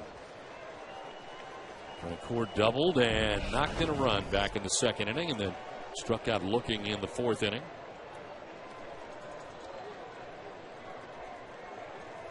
You can see the Rays a little bit stunned on their bench. Saying, what happened? We had our guy on the mound, and we're trailing 5-0. In the dirt, blocked by Shopik. No advance at second base for Guerrero. And this is an upbeat kind of team all the time, and they always believe they can win a game. They won 96 games in the American League East and won the division. So this team's got a lot of character, but right now they have had the wind knocked out of their sails. A lot of those wins coming late in games. And they're hoping for the same kind of thing as Price trying to get out of this inning without allowing any more runs and adding to this 5-run deficit. Francoeur hits a soft liner to third that Longoria pulls in to end the inning. A run for the Rangers halfway through this one. It's Texas 5, Tampa 0.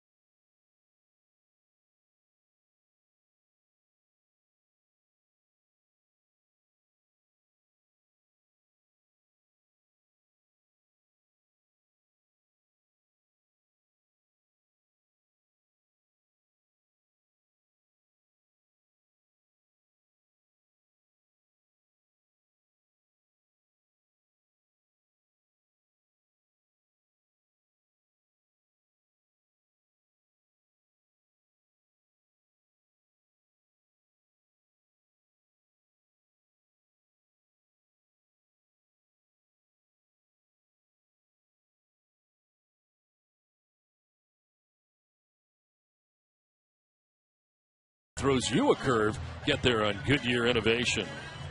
Al Lang Field, the longtime spring training home for the Rays until the last couple of years. They moved to Port Charlotte, but not far here from Tropicana Field. The Mets and the Cardinals used to share Al Lang Field for many years, and it's always been a great spring training site. Downtown St. Petersburg, not far from Tropicana Field. Well, Cliff Lee has settled into this game in a big way. In the last 2 innings, he's thrown 17 pitches, 15 for strikes, 2 for balls. And a fly ball out to center field, and Hamilton having to look up into that tough loop here and make the catch for the first out of the 5th inning. It's now 10 in a row retired by Cliff Lee. Well, and the Rays are really in a tough spot because in this situation, you'd like to take a pitch or two and see if you can't work into a good count. Cliff Lee doesn't allow you to do that because he's going to throw first pitch strikes. He does that 70% of the time. 16 of the last 18 pitches he's thrown have been for strikes. And there's one out here in the 5th inning as Sean Rodriguez stands in. Rodriguez lined out at center field in the 2nd inning as he takes a strike over the outside corner. We talked about the catwalks and everything else. This is not an easy roof, especially for day games, anyway, to deal with as far as outfielders go. Yeah, especially day games when there's sunshine outside. It hits on this white roof and really becomes a challenge for defensive players. Then you have all the superstructure holding the roof up, and you've got to deal with everything. If you as a defender take your eye off the ball when it goes up, you'll be hard-pressed to find it again.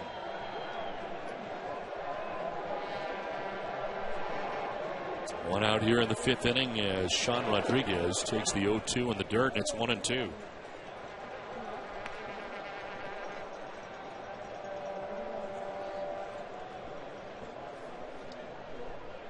Two runs in the 2nd inning for Texas, a run in the 3rd, a run in the 4th, and a run in the 5th, all off David Price, who's thrown 88 pitches through the first 5 innings. The last run he gave up was unearned thanks to the error at second base by Sean Rodriguez. He takes the 1-2 for strike 3. 8th strikeout for Cliff Lee, and there's 2 down in the 5th inning.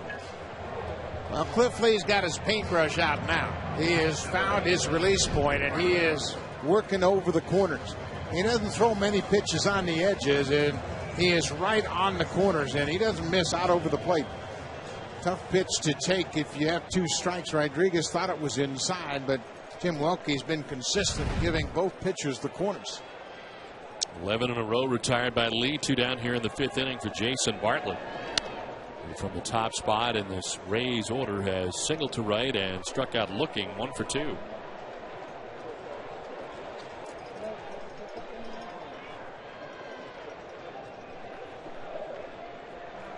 This career game 1 earned run averages. Cliff Lee behind Louis Tiant, tied with Bob Gibson as the pitch misses inside. Yeah, we're getting to the point where those other pitchers can say we're in good company with Cliff Lee. And Lee, of course, starting the year with the Mariners was 8-3 with a 2.34 ERA. Just 4-6 with Texas with a 3.98 earned run average.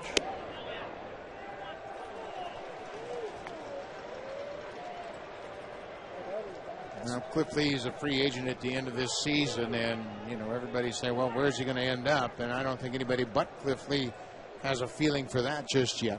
Nolan Ryan has just taken over part of the ownership group there in Texas, and Ryan is an icon in Texas, and certainly when you get the name Nolan Ryan attached with your ball club, you validate the effort. And Ryan, the president and the owner now, what he has done is he's challenged his team, especially the pitchers, to get in shape to a point where they can pitch in that heat in Texas. And this is their home ballpark.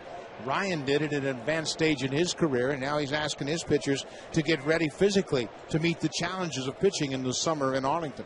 And his thought process has kind of been against the grain of what the rest of Major League Baseball is doing as far as the 100 pitch count being as the end of your outing. We're having that psychological thought there. He wants his guys going deeper into games and giving the bullpen more of a chance and more of a rest. Why wouldn't you want to pitch deeper into the game if you're with the Rangers and their great offense? Stay out there as long as you can.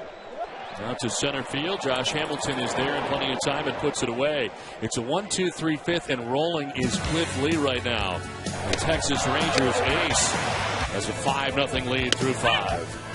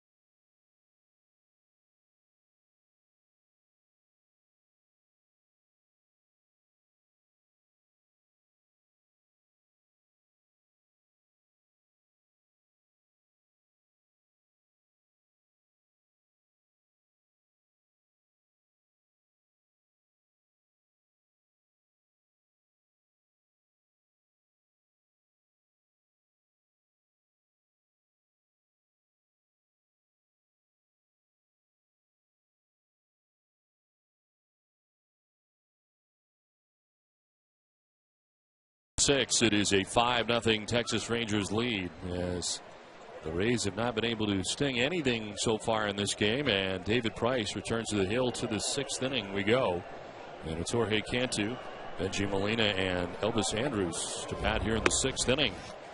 Cantu's had his troubles with David Price in this game. He struck out twice, both times swinging. Cantu's a former Devil Ray, played here in his career early on, and he was the first Rays player to drive in 100 runs. First 4 years of his career in Tampa Bay before being traded to the Reds midway through the 2007 season. 272 with 44 homers and 200 RBIs in 332 games as a member of the then known Devil Rays. This one is fouled off to the right, now to play. Before his trade to the Rangers, he had 10 homers and 54 RBIs with the Marlins. But just 1 home run and 2 RBIs with Texas in the .235 average. 1-2, he fouls off himself and hangs at 1-2. John Daniels, the general manager of the Rangers, was very aggressive in addressing their needs during both trade deadlines on July 31st and then August 31st again. Cantu was one of those guys that looked like he really fit the bill, but he had a terrible start and was only productive in his 1 home run situation where he clinched the postseason berth. But they brought in Molina and Cantu and Francoeur and Cliff Lee. I mean, you talk about addressing their needs. They really stepped up, and that gave the veterans on this team that have been here a while renewed confidence that it was going to be a different story this year. Well, it's not a different story for Cantu, who strikes out again, 3rd time against Price. It's 8 Ks. We've talked a lot about David Price and his pitching abilities. With this interesting story, here's Mark Fine to tell us some more about David Price. Yeah, as the Rays and Price try to overcome this deficit, I can tell you Price is a guy who knows about overcoming adversity. You may have noticed dates stitched into his glove. Those are the dates that two of his best friends passed during the course of 1 year in 2008. Price keeps those dates on his glove, and he says he always keeps his friends close to his heart. He told me that not a day goes by that he doesn't think about Tyler Morrissey and Nathan Stevens. Morrissey died in a car accident, Stevens of a heart attack, and he says he knows they're both with him as he's pitching in the postseason. Guys? Okay, Mark, thank you very much. This is skied into foul ground. Ben Zobrist now back towards fair ground to make the catch, and it is caught in fair ground to retire Benji Molina. And the first time Price has been able to retire Molina. 2 down. David Price lost two of his best friends, as Mark was explaining. And in 2008, during the postseason, he had a glove with a message, "Live like Nate," in reference to Nathaniel Stevens. And he gave that glove to Stevens' parents after the World Series. And he's a pretty special guy that has his special friends in his thoughts. That's the strike over to Elvis Andrus. Andrus is 0 for 3 in the game, reaching on fielder's choice and an error. He is yet to get a base hit, as the Rangers as a team out hit the Rays here 8-4. And more importantly, on top 5-0 with 2 outs here in the 6th inning. Tries the bunt bid, and it's a good one, pushed by the mound, and he'll reach with a base hit.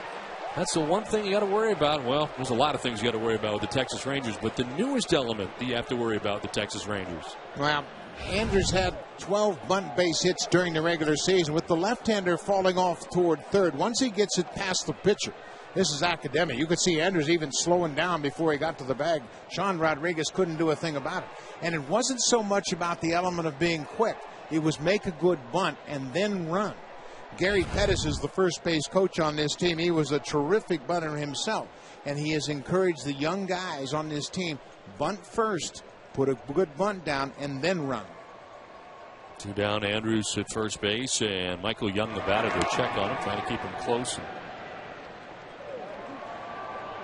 How much credit do you think he deserves for some of the base running that's going on with this team as well? Yeah, he deserves a lot of credit. He has really pushed these guys to be aggressive. You can see Andrews looking in at the catcher to see if he can't figure out a sign, maybe a position setup that'll tip off a breaking ball. But again, Andrews plays well beyond his 22 years. His experience in winter ball playing with veteran players allows him to think like a veteran. Neither one of these clubs from behind the plate throw particularly well, and both clubs run, so that's going to be an interesting aspect as this series goes on.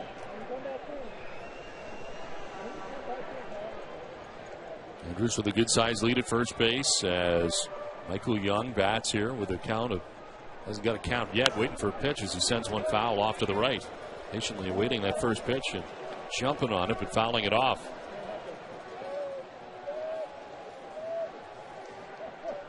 Young 0 for 3 in the game. He's fouled out twice to Ben Zobrist in right field and has struck out swinging. One of the 8 strikeouts David Price has compiled through 5 2/3 innings.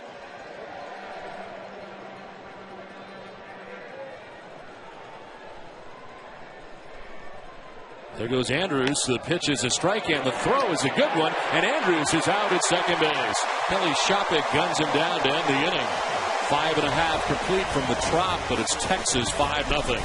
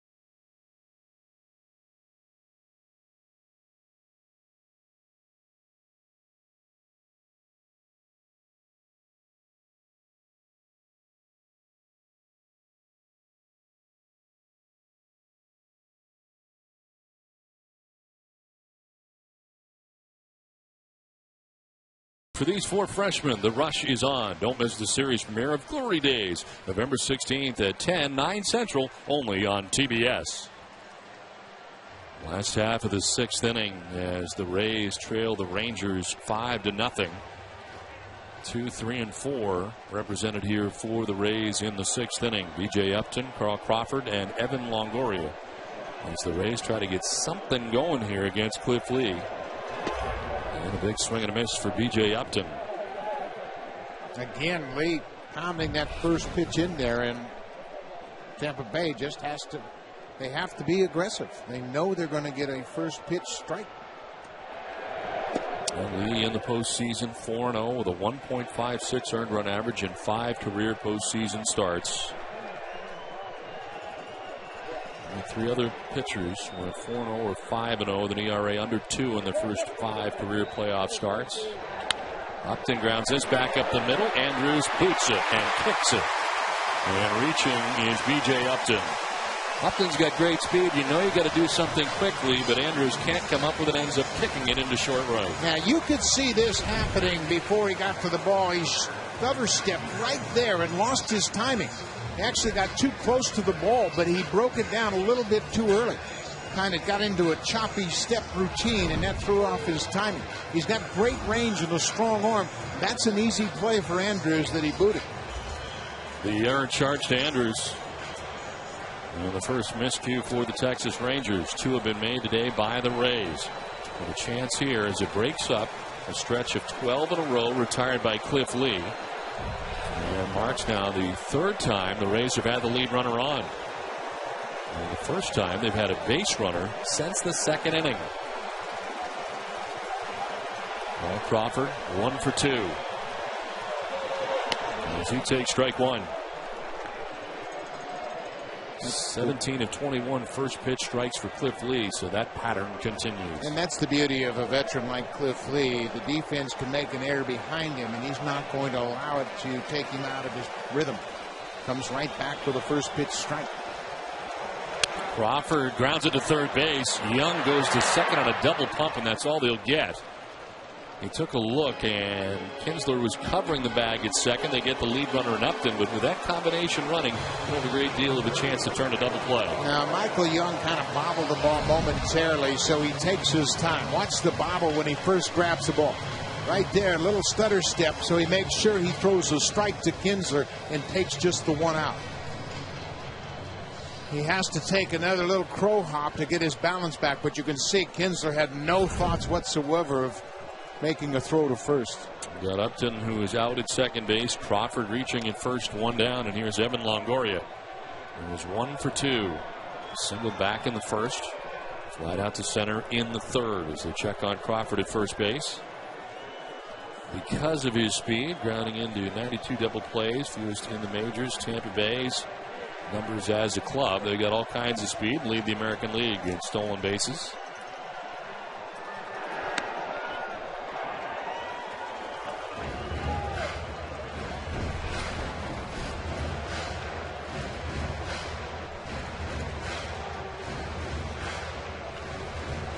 Cliff Lee working along with Benji Molina, who has caught more of his starts than any other catcher for the Rangers. 9 of his 15 Rangers starts, and catches him here in game 1. And Molina's not only done a good job of catching, but also has helped offensively for the Rangers as part of this 5-run attack. RBI single in the second, and then the solo home run in the fourth. I mentioned a challenge for a catcher to join a team mid-season. It is huge. You can sit and talk all you want to about, well, what do you throw, Cliff, and what do you like to do? But until you get into the heat of battle and you see the movement of his pitches, you're not really sure how to catch him. So it takes a number of starts before you get comfortable. Longoria with a swing and a miss. He's down 1 and 2. When you have to learn a 12-man pitching staff in the middle of the season, it's a real challenge. Molina talked about the extra time he had to put in, not only getting to know their personalities, but physically going down to the pen. You have to catch extra in the pen when you're trying to get comfortable with the pitching staff. These guys got some electric arms down in the bullpen, and guys that can really handcuff you from a catcher's perspective. That's one thing Ron Washington pointed to and talked about how much shorter the game now is for them with the strength of the bullpen. Now they have it all lined up, getting to Feliz at the end. A lights out closer they've needed for a while and now have. And they have Alexi Ogando, who not many people have heard about, but when you talk to American League hitters and you mention Ogando, they all kind of quiver. 96 with a wicked breaking ball on the changeup. 1 ball, 2 strikes, 1 out here in the inning. And check again on Crawford, who's easily back to the bag.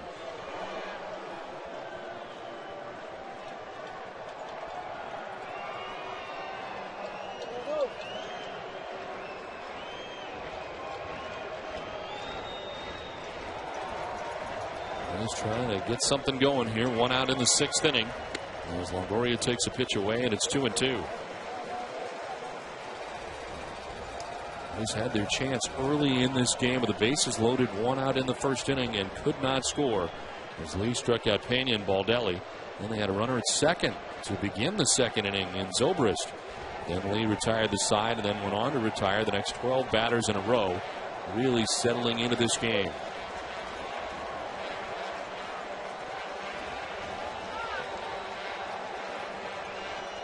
Shaking off a few signs from Benji Molina, now preparing for the 2-2 pitch to Longoria.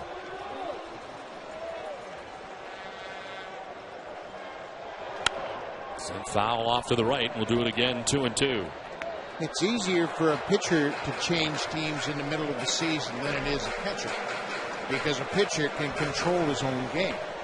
A catcher can call a pitch, and then a pitcher can add or subtract. He doesn't have to go through another sequence of signs, and he can really pitch. And most pitchers nowadays call their own game. They just know what they want to do. And a veteran like Cliff Lee, he will trust Benji Molina, even though the relationship is not very long. They have been together a short time, and you can see he was shaken before he even saw a sign from Molina. This is up and away, and a stop for the first. It's Cantu into the air to grab that. And catch Crawford napping at first base. Just one extra hop from Crawford. You can see Crawford kind of assumed that there was not going to be any throw. Would have been interesting had this been near the base.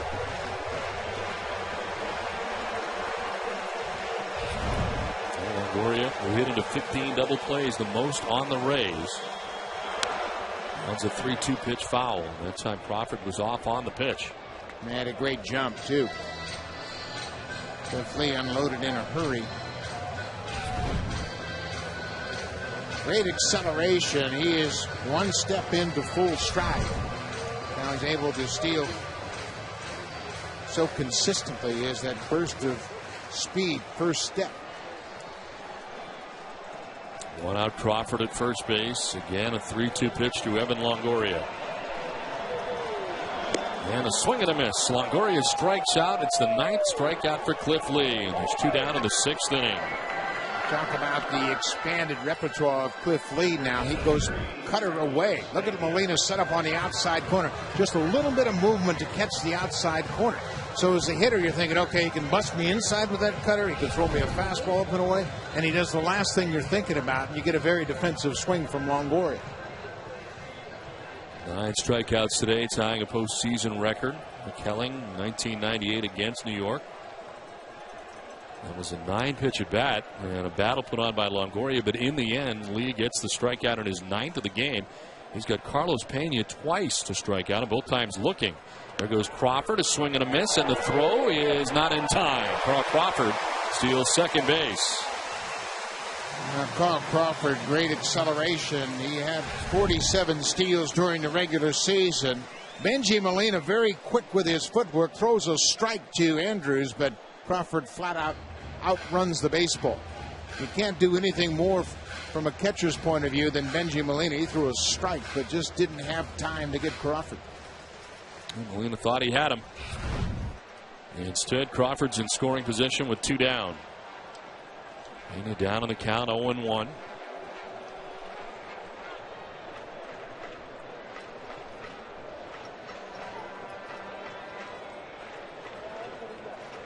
Carlos Pena failing to reach 30 home runs for the first time in 4 seasons with the Tampa Bay Rays.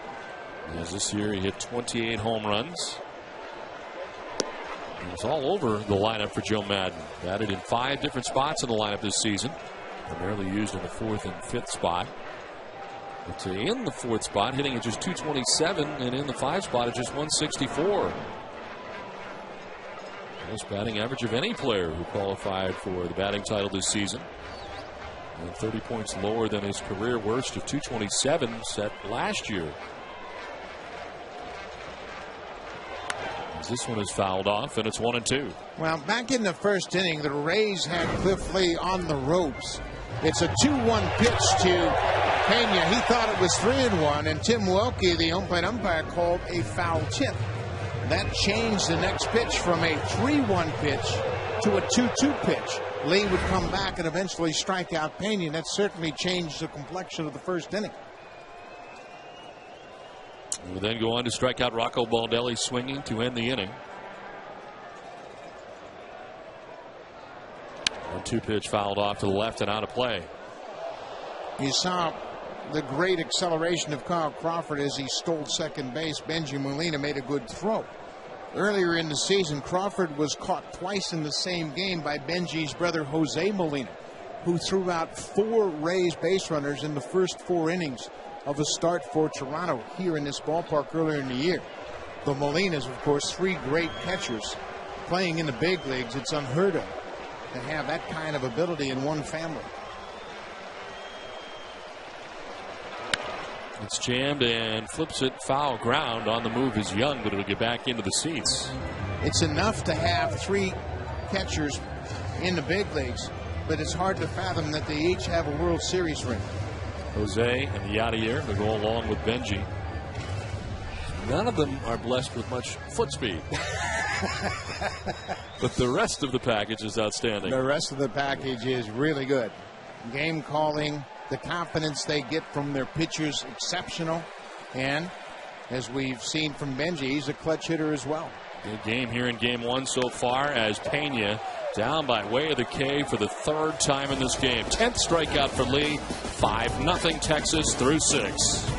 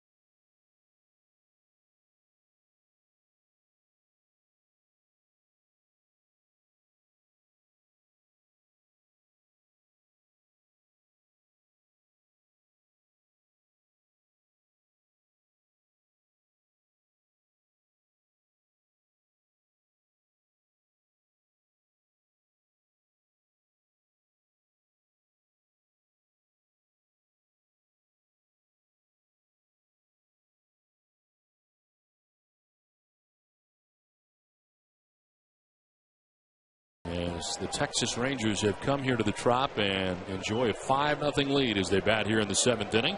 2, 3, and 4 for the Rangers as Michael Young leads it off here. He is fouled out to right, struck out, fouled out to right again. He was batting when Elvis Andrus was caught trying to steal. It ended the 6th inning.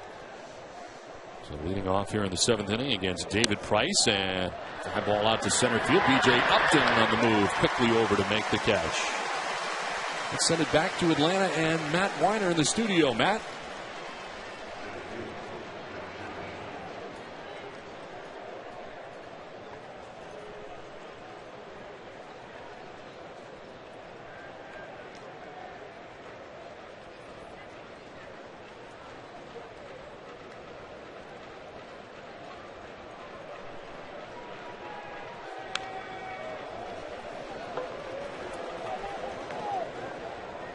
Okay, Matt, thanks very much. Well, an interesting development there. And certainly the Phillies a long time this year without Jimmy Rollins. It's big to have him back. Yeah, they got Rollins back. They had Utley out for a while, and they're a different team with Jimmy Rollins in the leadoff spot. And I know he might not be 100% with the hamstring injuries, but boy, he's had a tough season with injuries. He's been in and out of the lineup with different leg injuries. But when you have this kind of pitching, how much does it matter? Look at the pitching. Halladay, Oswalt, and Hamels in the postseason, and that's the best trio of starters in the postseason. 97 wins during the regular season, the most for anybody for the Philadelphia Phillies. And you look at a team built for the playoffs, and they are built for the playoffs looking at that pitching setup as it is laid out for you as Josh Hamilton bats you with 1 out in the 7th inning. And a grounder towards third. Longoria charging on the run and in time to get Hamilton with his 2nd out of the 7th inning. Cued out the end of the bat. Look how deep Longoria is. He's great at making this play. The little chopper down to third base, throws on the run, and he's accurate right on the money. So he gets the 2nd out of the inning, and Joe Madden has popped out of the dugout. 6 2/3 from David Price. But a pitching change from Tropicana Field as the Rays trail 5-0 to the Texas Rangers.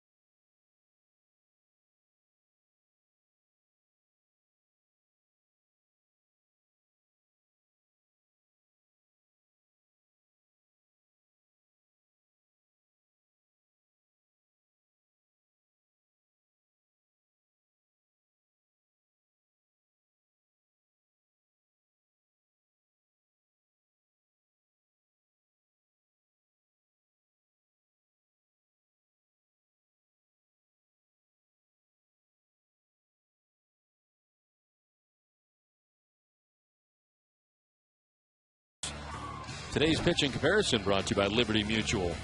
And a look at the two so far in this game. Cliff Lee has had plenty of run support, 6 innings deep. He has 10 strikeouts. David Price departs after 6 2/3. Throws 107 pitches, touched for 9 hits, and 4 earned runs of the 5 runs that he allows. And no walks, but 8 strikeouts, and Price is out of this game with 2 down in the 7th inning. Both starters threw 24 pitches in the 1st inning, and the first time through the order, Texas got 5 hits off David Price, and he could never really get into the flow of the game. The flip side of it is that Cliff Lee did, and he's really held the Rays in check on just 4 hits. Chad Qualls into the game, acquired from Arizona for a player to be named later at the trade deadline. And, of course, the Arizona Diamondbacks, his combined numbers between the Diamondbacks here and the Rays, 70 total games during the regular season. Earned run average of 7.32. But with the Rays, he has been better, but still struggled. He's got a 5.57 earned run average with Tampa Bay since coming over from Arizona. Deals with Vladimir Guerrero and gets strike 1 over with 2 outs here in the 7th inning. Guerrero has 2 hits and a run batted in. Single in the 1st inning, and and an RBI double in the 5th. Cruz throws a lot of good tight sliders, and he'll use it down and away. Pushed Guerrero back with that fastball. But you can bet he's going to try to get Guerrero out and get him to chase that strike the ball breaking ball down and away. The Rays are the first American League team that he's played for. He began his career with the Astros in 2004 before going to Arizona. Guerrero skies one to right. Ben Zobrist is out there in right field. And he'll put it away to end the inning. In his 7th inning stretch in Game 1 of the ALDS from Tampa Bay, it's 5-0 Texas.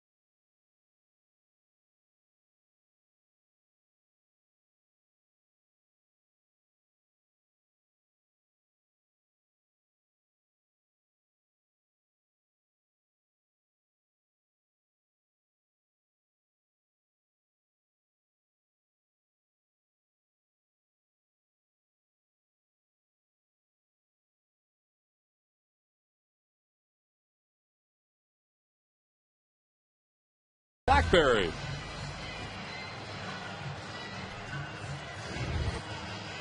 It's on to the last half of the 7th inning back at Tropicana Field in St. Petersburg, Florida.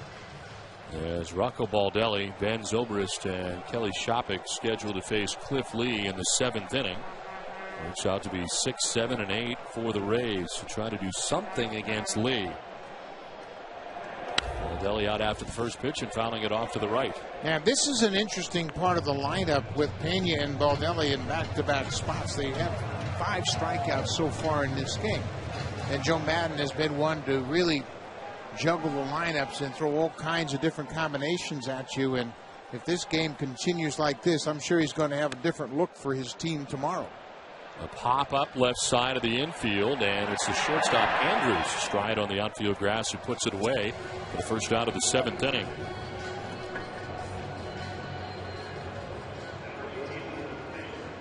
So Lee continues to roll and has the first out of the 7th inning as Ben Zobrist makes his way to the plate.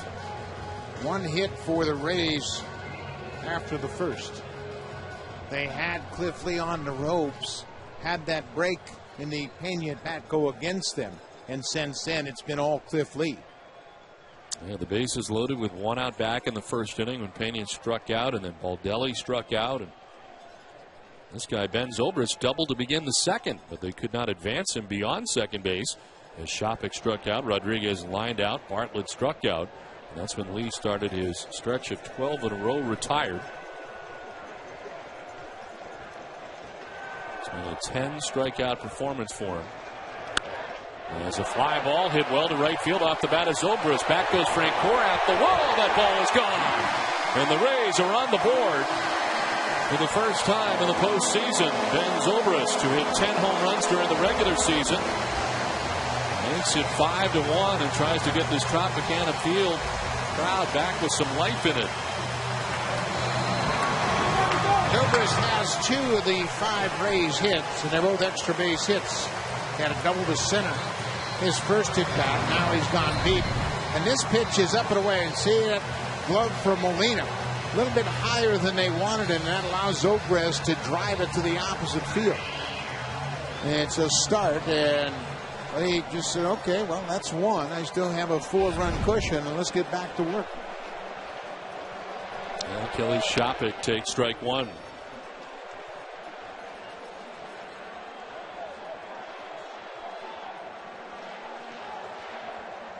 Lee giving up 16 home runs during the regular season, his first of the postseason. As Ben Zobrist has taken him out of the yard to get the Rays on the board here in the 7th inning.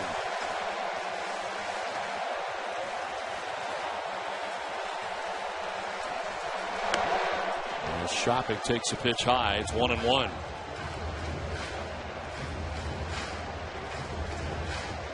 Double-barreled action now for Texas. Darren O'Day, the right-hander. Darren Oliver, the veteran left-hander. Contrasting styles, to be sure, with O'Day, the submariner, and the veteran Oliver, who has been a starter and a very effective reliever throughout his career. Ben Zobrist, a great year the year before last. This year the numbers were down, but it's his home run that has the Rays here on the board in the 7th inning in Game 1. Shopik takes a pitch inside, and it's 2-2. Cliff Lee has not walked a batter through 6 1/3. He has 10 strikeouts. Nick Maddox, the fine pitching coach for the Texas Rangers, looks on. Lee had 6 10+ K games during the regular season, and this will be his 100th pitch. And it's ball 3, full count to Shopik. If you're not familiar with the Rangers bullpen, it's your shutdown bullpen. I mentioned Ogando and, of course, the closer, Neftali Feliz, with 40 saves. But they have the ability. The one thing that Ron Washington is aware of is the fact that the Rays have outscored their opponents by 61 runs in the 8th inning. So they still have a little charge left in them. Shopik fouls it off to the upper deck. It's St. Petersburg, Florida, Tropicana Field for Game 1 of the American League Division Series. Don Orsillo, Buck Martinez, and Mark Fine bringing you Game 1. Texas scoring twice in the 2nd, once in the 3rd, once in the 4th, once in the 5th. And it has taken until the 7th inning for the Rays to get to Cliff Lee. A solo shot by Ben Zobrist. Now a ground ball to the left side. Andrews at short. With a throw in time to get Shopik, and there's 2 down in the 7th inning. Anytime your starter will give you 21 outs and get you to the point in the 8th inning with the lead, any manager will take that, because then he doesn't have to expose the underbelly of his bullpen. When you start going to the bullpen in the 5th and 6th innings, especially in the postseason, you're looking for trouble. But now both managers have the ability to really utilize their effective bullpens. 2 down here in the 7th inning, and Sean Rodriguez, who bats out of the number 9 spot for the Rays, has lined out to center and struck out looking. As he grounds one foul, Rays continue to go after that first pitch from Cliff Lee, knowing that it is going to be a strike.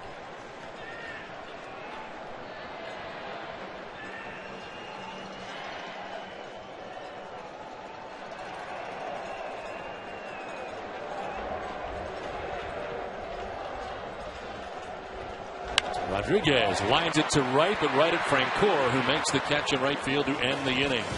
Ben Zobrist gives the Rays some life. They get on the board with his home run. It's 5-1 Texas.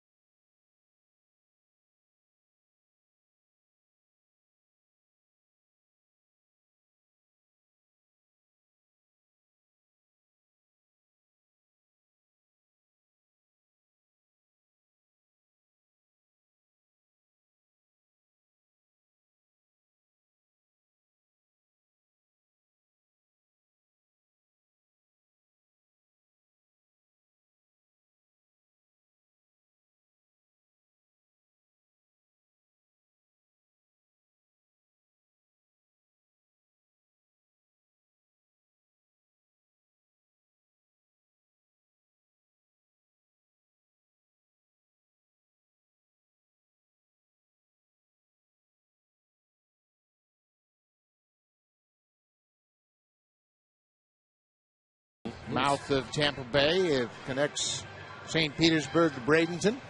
Beautiful bridge down south of downtown St. Petersburg.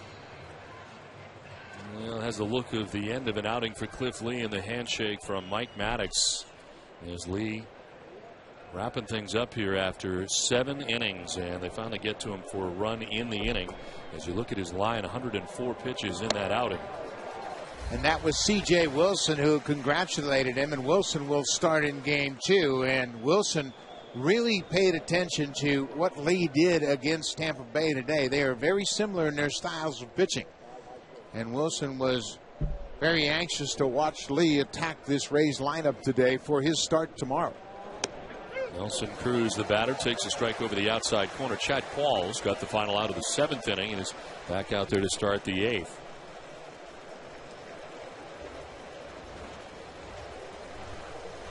So now he's got a plan of attack, an approach. As the pitch in the dirt. First pitch strikes.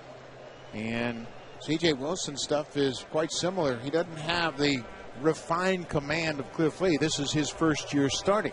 He was formerly a reliever and wanted to become a starter and did a great job this year, but he really wants to advance his career as a starter, and Cliff Lee's a great guy to learn from. Nelson Cruz hits a grounder just outside the bag at first and foul. C.J. Wilson told me that Cliff Lee was the first left-handed pitcher he's played catch with that was better than him. He said, I learned an awful lot. He said, I've always been the best left-hander, and when I played catch with Cliff Lee, I saw some things he could do that I haven't been able to do, but I'm going to get there.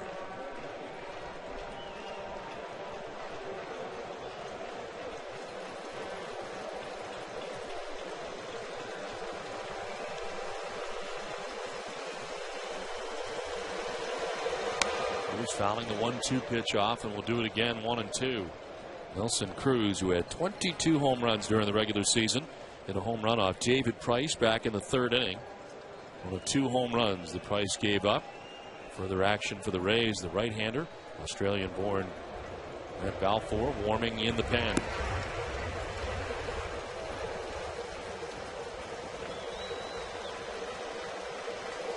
Cruz with a swing and a foul. Going back to the backstop, hangs at 1-2. Well, Balfour injured himself mid-season. He and the pitching coach were wrestling around. He strained an intercostal muscle, rib cage muscle, and because of that injury, Tampa Bay went out and got Chad Qualls.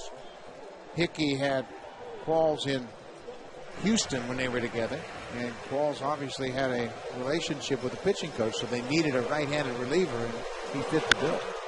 Ground ball ranging as short as Bartley plants and throws for the out, and there's one down in the 8th. Let's check in with Matt Weiner. Matt?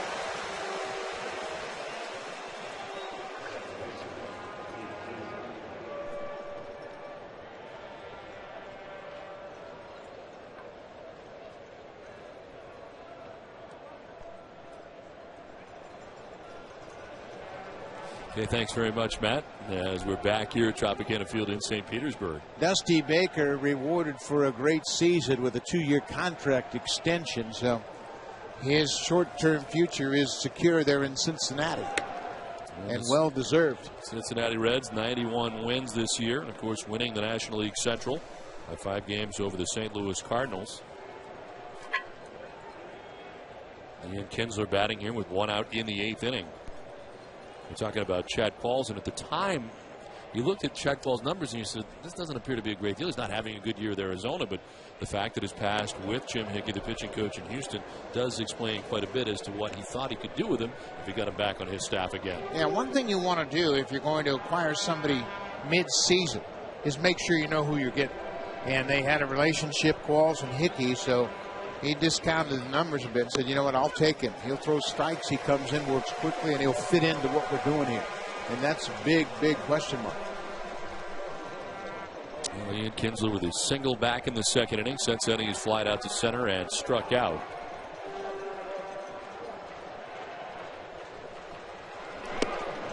There's ball 3, 3-1. It's been a 9-hit attack so far for Texas.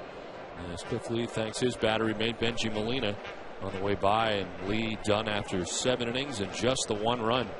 Home run by Ben Zobrist coming in the 7th inning with 1 out. Kinsler fouls it off. And a full count now to the Rangers' second baseman.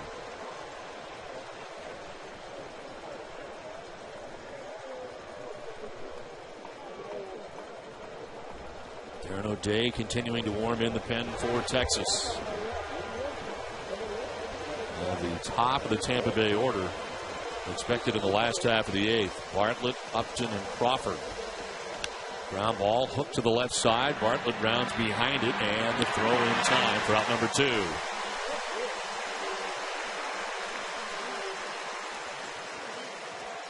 Today's leaderboard is brought to you by John Hancock. These two bullpens are very, very similar. When you look at the leaders in bullpen ERA in the American League, the Rays are first and the Rangers are second. A lot of people that don't really know a lot about the Texas Rangers might be surprised. We know about Soriano and the impact he's had on Tampa Bay, but Neftali Feliz set a rookie record this year with 40 saves. And they've got a shutdown bullpen, much like Tampa Bay. Jeff Francoeur batting with 2 outs here in the inning. Jack Qualls has come in and retired all 3 batters he faced. The final out of the 7th. First 2 outs of the 8th.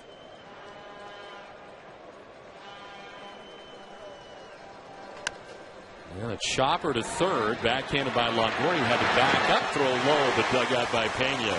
3 ground ball outs. The 1-2-3-8. 7.5 done. 5-1 Texas.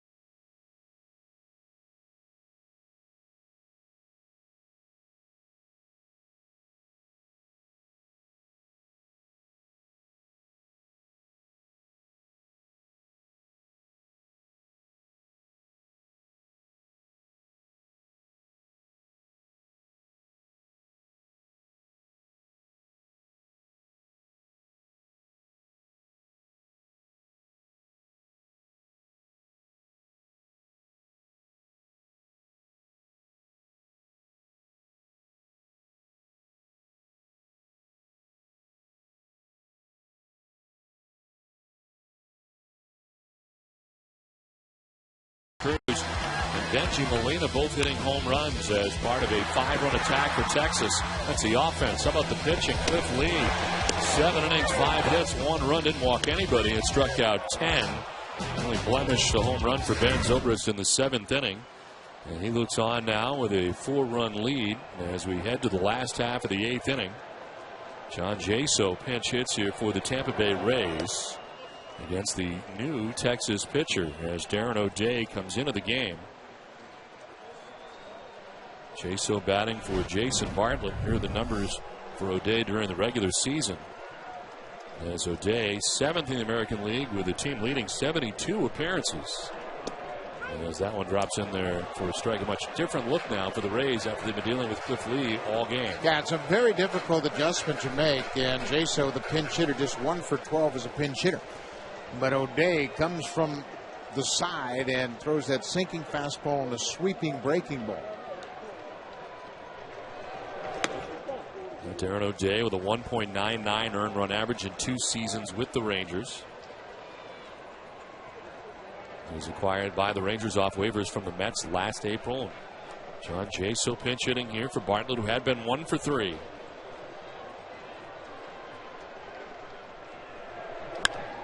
On the ground and into center field. John Jaso with a pinch hit single to begin the 8th. Try to get it going here for the Tampa Bay Rays. We had mentioned the 8th inning is such a good inning for Tampa Bay all year long. They have outscored their opponents 61 runs in the 8th inning. And if Joe Maddon's team's going to get back in it, that's why he sent the pinch hitter up there to Jaso, see if he can't get something started right here. Lead runner on here in the 8th inning. 4th time in 8 innings that they've had the lead runner on. Unable to do anything with the lead runners in the past. We'll see here in the 8th as B.J. Upton is 0 for 3 in this game. He did reach in the 6th inning, but it was on the miscue by the shortstop Elvis Andrus.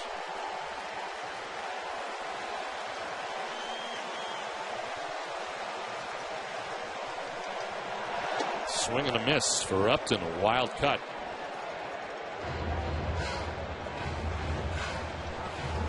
That's that sweeping slider, and again O'Day throwing a first pitch strike to Upton gets him in a hole early.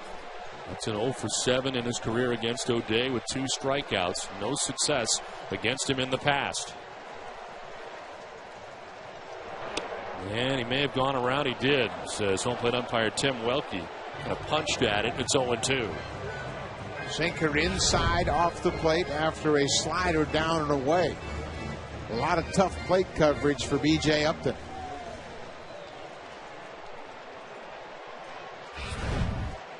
He has been baffled on the first 2 offerings here from Darren O'Day. Jaso with a short lead at first base. And Upton strikes out, snap throw to first, and Jaso is back safely. A tough at bat for B.J. Upton against Darren O'Day, and he strikes out for the first out, and it almost became a double play. You can't draw it up any better if you're Darren O'Day. A slider down and away, a weak swing from Upton, and a snap throw to first almost turns it into a double play. But he threw a slider on the first pitch, a sinker on the second pitch, the third slider gets Upton, and they almost get Jaso at first. Well, Ron Washington told us before the game matchups would be a big part of the 8th, and he's going to make a change here with 1 out. Pitching change from Tropicana Field, 5-1 Texas.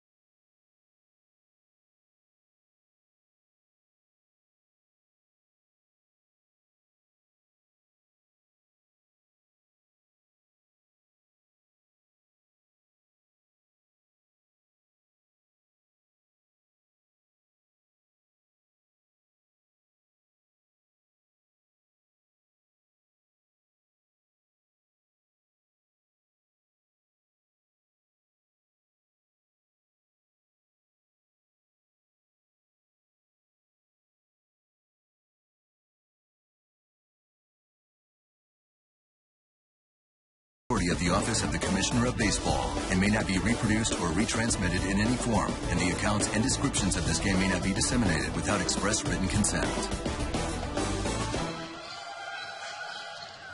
5-1, the Texas Rangers have the lead over the Tampa Bay Rays as the Rays bat here in the 8th with 1 out and a base runner at first base. And on his 40th birthday, Darren Oliver comes into the game for the Rangers after Darren O'Day departs. Darren Oliver, 40 years old today. Only one player appeared in a postseason game on his birthday at the age of 40 or older. Dennis Eckersley on his 42nd birthday in 1996 for St. Louis. But here is Oliver, who made 64 appearances. It was a career high, but in 61 2/3 innings. It was 2.48 earned run average, the lowest of his career, and has been very valuable for the Texas Rangers. Like you and I watched him in the ALDS last year pitch for Mike Scioscia and the Angels, and he was huge against the Red Sox in the 3-game sweep. Here he is in the postseason again, this time with Texas. Well, and you can see Crawford's numbers against Oliver, not bad in just 3 at-bats, but Darren Oliver is appearing in his 5th straight postseason series. Well, Crawford takes strike 1 over the outside corner. They love Oliver's veteran presence in the bullpen. He has an impact on all the young guys down there as far as how they prepare for an appearance during the course of a game. And he can handle lefties and righties. They don't have to go back and forth with Oliver. Crawford with a swing and a miss. This is the 3rd stint for Darren Oliver in a Rangers uniform. He's with the Rangers from 1993 until the trade deadline of '98, when he was traded to the Cardinals for Royce Clayton and Todd Stottlemyre. Then with the Rangers in 2000 and 2001, signing there as a free agent. And back again here in 2010. Crawford thought about it, but lays off.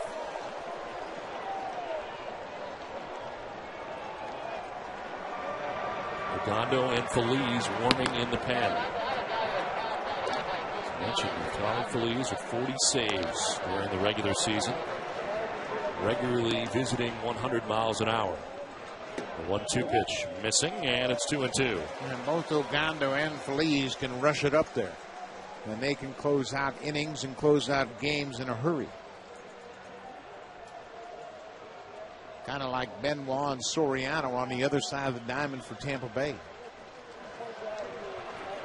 Crawford 1 for 3 in this game. He singled off Cliff Lee back in the 1st inning. It's a fly ball to center field. Josh Hamilton is out there parked and waiting. Puts it away for the 2nd out here of the 8th inning. And Jaso back to the bag at first with now 2 down in the 8th inning. Oliver gets the left-hander. Now he will deal with Evan Longoria. And that's why they're so confident, because you have a left-hander on deck in Pena. So although Longoria has hit a home run, with the scoreboard in the Rangers' favor, they can afford to let Oliver pitch to Longoria, knowing that Pena's on deck.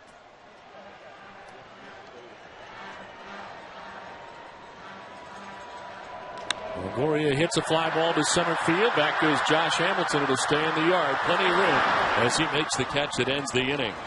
We have played 8 in Game 1 of the American League Division Series. The Rangers lead it 5-1.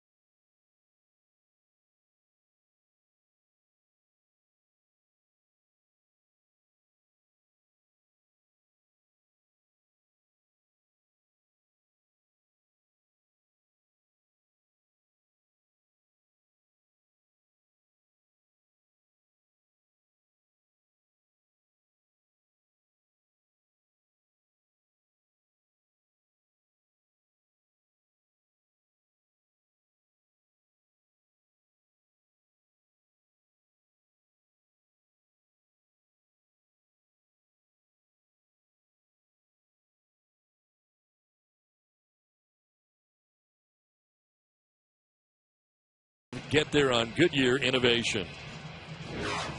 There are manatees in there, Buck? Oh, yeah. That's where they hang out. Beautiful area around St. Petersburg, and a lot of people enjoy the outdoors here, and it's a spectacular day outside. Well, inside Tropicana Field as we get ready for the ninth inning, some defensive changes for the Rays. Reed Brignac now comes in at shortstop as Jason Bartlett was hit for by John Jaso, who stays in the game and takes over for Kelly Shopik behind the dish. In fact, it's an entirely new battery as Jaso does the catching, and the new pitcher is the third for Joe Madden in this game. After an inning and a third from Chad Qualls, Grant Balfour into the game. His 58th appearance of the year, a 2-1 record for Grant Balfour, who was on the DL, as Buck mentioned earlier, of horsing around with pitching coach Jim Hickey. And this is a ground ball to shortstop. Brignac just into the game with a backhand, throws out Jorge Cantu for the first out of the ninth inning. Well, you talk about being tested immediately. Brignac has to go in the whole backhand of the ball and make a good strong throw to start the ninth. So one down here in the ninth inning, and Benji Molina coming up. Balfour had 56 strikeouts this year in 55 and a third innings. He has had more strikeouts than innings pitched every year of his career. The guy works on great emotion, as we saw back in 2008 when he was a big part of that bullpen that got the Rays to the World Series. Strike one to Benji Molina.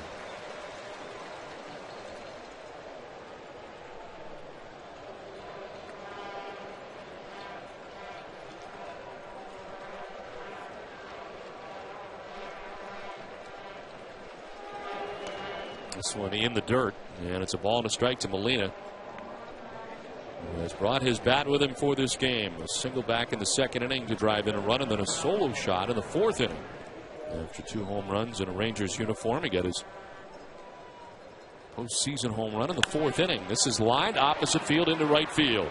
Ben Zobrist over to grab it as a 1-out single for Benji Molina, and his third hit of the game from the number 9 spot. Now, what is coming up ahead here on TBS on this first day of Division Series and the postseason? The Reds and Phillies game 1.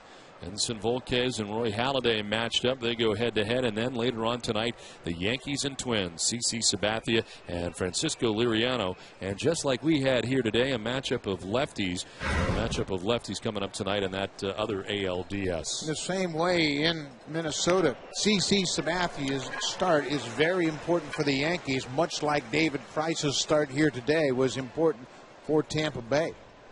A lot of question marks after CC Sabathia, and probably Phil Hughes and Andy Pettitte to follow him, but it's almost a must-win game for Sabathia against Francisco Liriano and the Twins. It's the first time in the history of the Division Series that all 4 Game 1 starters from the same league are left-handed.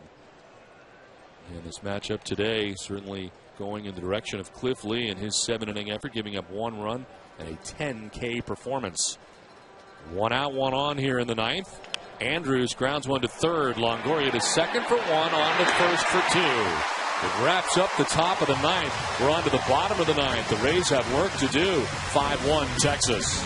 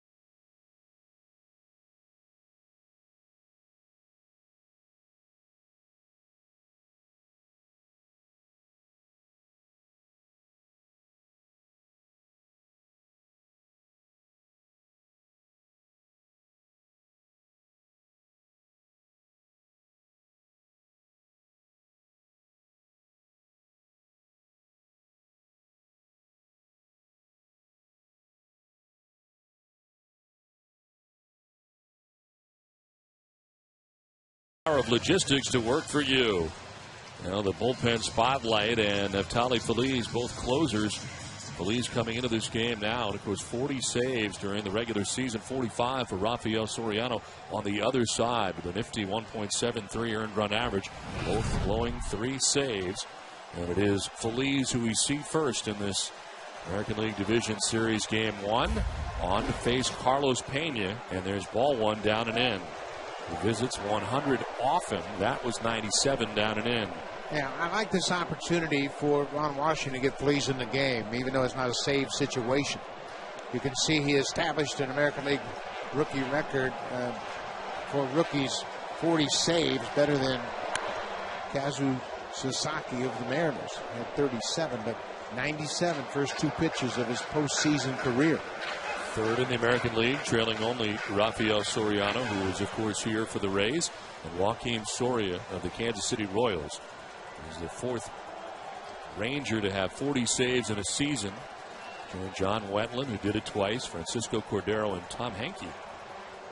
The 1-1 is outside, 2-1. A frustrating day for Carlos Pena, who struck out 3 times, and of course, all of that was against Cliff Lee.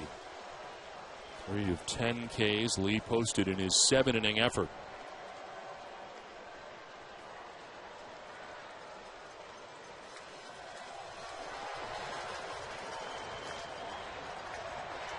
Pena hits it on the ground, foul outside of first. And it is 2-2 to Carlos Pena. Yeah, this was a question mark for the Rays at the start of the season, was how consistent their offense was going to be. And again, we mentioned the 3 strikeouts for Pena. Baldelli in the DH spot has 2 more strikeouts, so there's 5 in back-to-back spots in the lineup.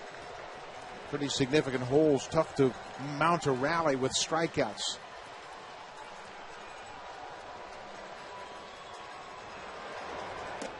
Pena thought about it, did not go around, and it's down and in, full count. You get the feeling that we may not see Carlos Pena in tomorrow's lineup. Yeah, that'll be interesting. Yeah, and Joe Madden is always free to make different changes. He's used 129 different lineups this year, and he can always think about what it's going to take to spark the offense. Pena with the 3 strikeouts today has a full count here against Neftali Feliz. Takes ball 4, and the Rays have the lead runner aboard in the 9th. And that is the first free pass served up by Rangers pitching in the game.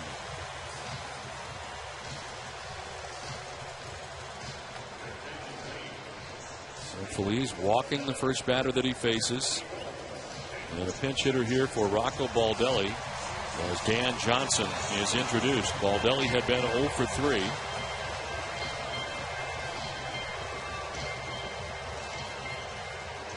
Johnson spending a lot of time at AAA, coming on in September and getting on this postseason roster as he takes a pitch inside, ball 1. Yeah, Benji Molina is not going to let this go on very long, and you can see him jogging out to the mound to have a talk with Feliz.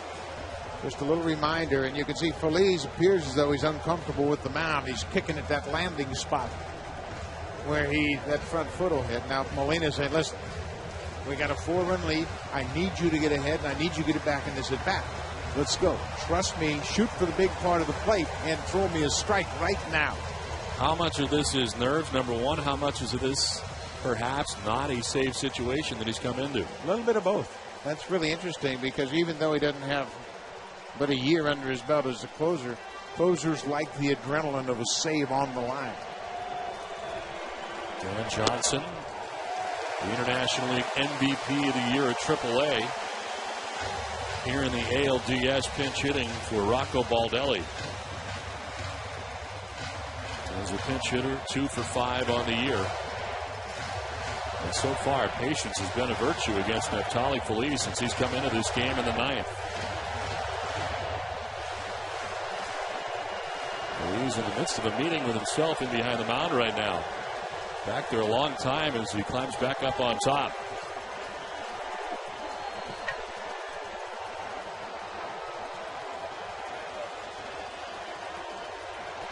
Johnson taking, and there's the first strike. It is 2-1.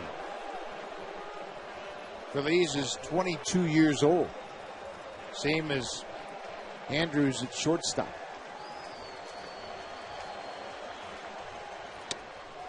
Inside 3-1. That was at 99. Then Zobrist, who has provided the only run of this game for the Rays, waits on deck. I don't care what the score is, closing out the 9th inning, always a challenge. Johnson takes the strike over the inside corner, and it's a full count now as Feliz battles back.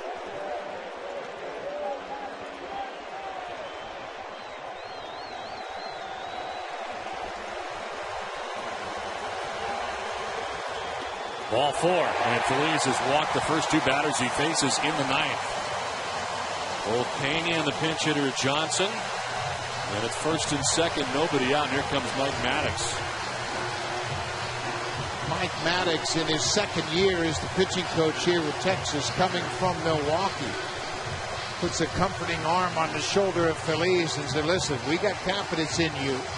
Don't worry about anything. Trust your infield. Give them something to work with because we can't get any outs if you walk somebody. And this is a Tampa Bay team that's dangerous and opportunistic. Again, encouragement in Spanish from Benji Molina. Well, the Rays have had a flair for the dramatic. Nolan Ryan would prefer they do not in this first game. Worst thing for a former baseball player is to sit in the seats because you can't do anything. Ryan's used to having control of the situation, and now he's got to sit back and watch here in the 9th. The Hall of Fame pitcher is watching his closer walk the first 2 batters of the 9th inning.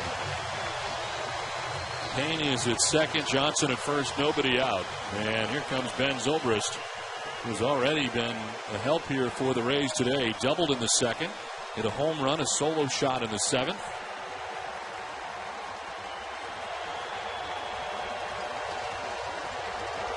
As he takes strike 1, and Feliz starts off ahead for the first time.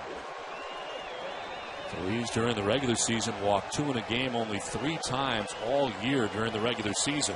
One thing you don't want to do with Feliz is get somebody up in your bullpen and have to take him out of this inning. You might lose him for the rest of the series. Zobrist to right. Francoeur moving back to make the catch. Right in front of the track. He spins and fires it back in. A liner, but it's out number 1 of the 9th. And very sharply, but Jeff Francoeur back to make the catch. This is the 5th line drive Tampa Bay has hit right on the button, but right at a Rangers outfield.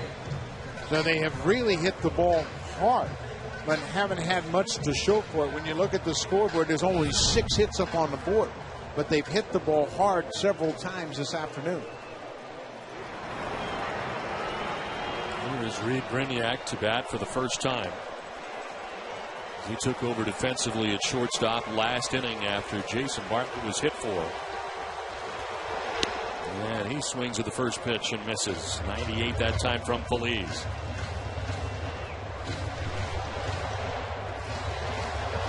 Brignac's a very good player that's a shortstop, and he's had a productive season. 8 home runs in just 300 at-bats. Slices it foul and is quickly down 0-2. Middle infielder that can play 3 infield positions, but he's a shortstop that learned how to play second, and he's become a very valuable utility guy for Joe Maton. 56 home runs in the minor leagues from 05 to 07. 17 over the past 2 years.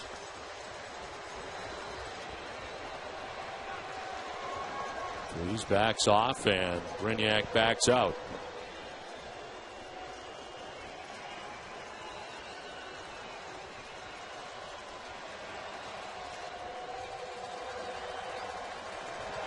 Brignac swings and misses as elevating is Feliz that time. Well, Feliz able to strike him out, and that's the 2nd out of the 9th inning. Tough to hit this where it was up top. Great fastball with an explosive finish. You can see where it is when Brignac swings at it. It's past him. Feliz has the fastball that can beat just about anybody. He's just got to pitch ahead. So 2 down in the 9th inning. A pinch hitter here again for Sean Rodriguez. This is Matt Joyce. He was part of the Edwin Jackson deal coming over from the Tigers. And Joyce, that's here with 2 down in the 9th. A swing and a miss for strike 1. It appears Feliz has found his bearings after the back-to-back walks to begin this inning. Yeah, and that's really important for Texas. They need him to walk off this mound in control of the situation, just to get that one game under his belt. Joyce with a swing and a miss, quickly down 0-2.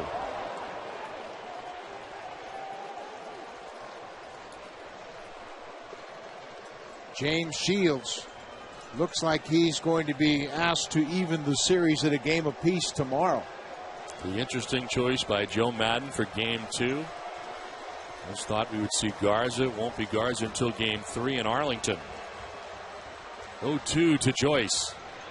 Swing and a miss. He struck him out, and the Rangers take game 1 of the American League Division Series. And Feliz works his way around back-to-back walks to begin the 9th inning. Now, that's an important strikeout. The last 2 batters he faces to come up with strikeouts, and that gets him into the action. He's now a veteran of postseason play at 22 years old. It's not a save, but they punctuate a very good start by Cliff Lee. After the 2 walks to start the inning, he gets a line drive off the bat of Zobrist and then strikes out Brignac and Joyce. And the Rangers have had a tough time winning in this ballpark. They'd lost 10 of their last 12 games here at Tropicana Field, but they win game 1 behind Cliff Lee, who set the tone for this Rangers ball club. And is now 5-0 in postseason play with a victory. Lee with an impressive day and a 10 strikeout performance in his 7 innings as Ron Washington's Rangers have taken game 1 of the American League Division Series. The American League Division Series coverage on TBS is presented by BlackBerry.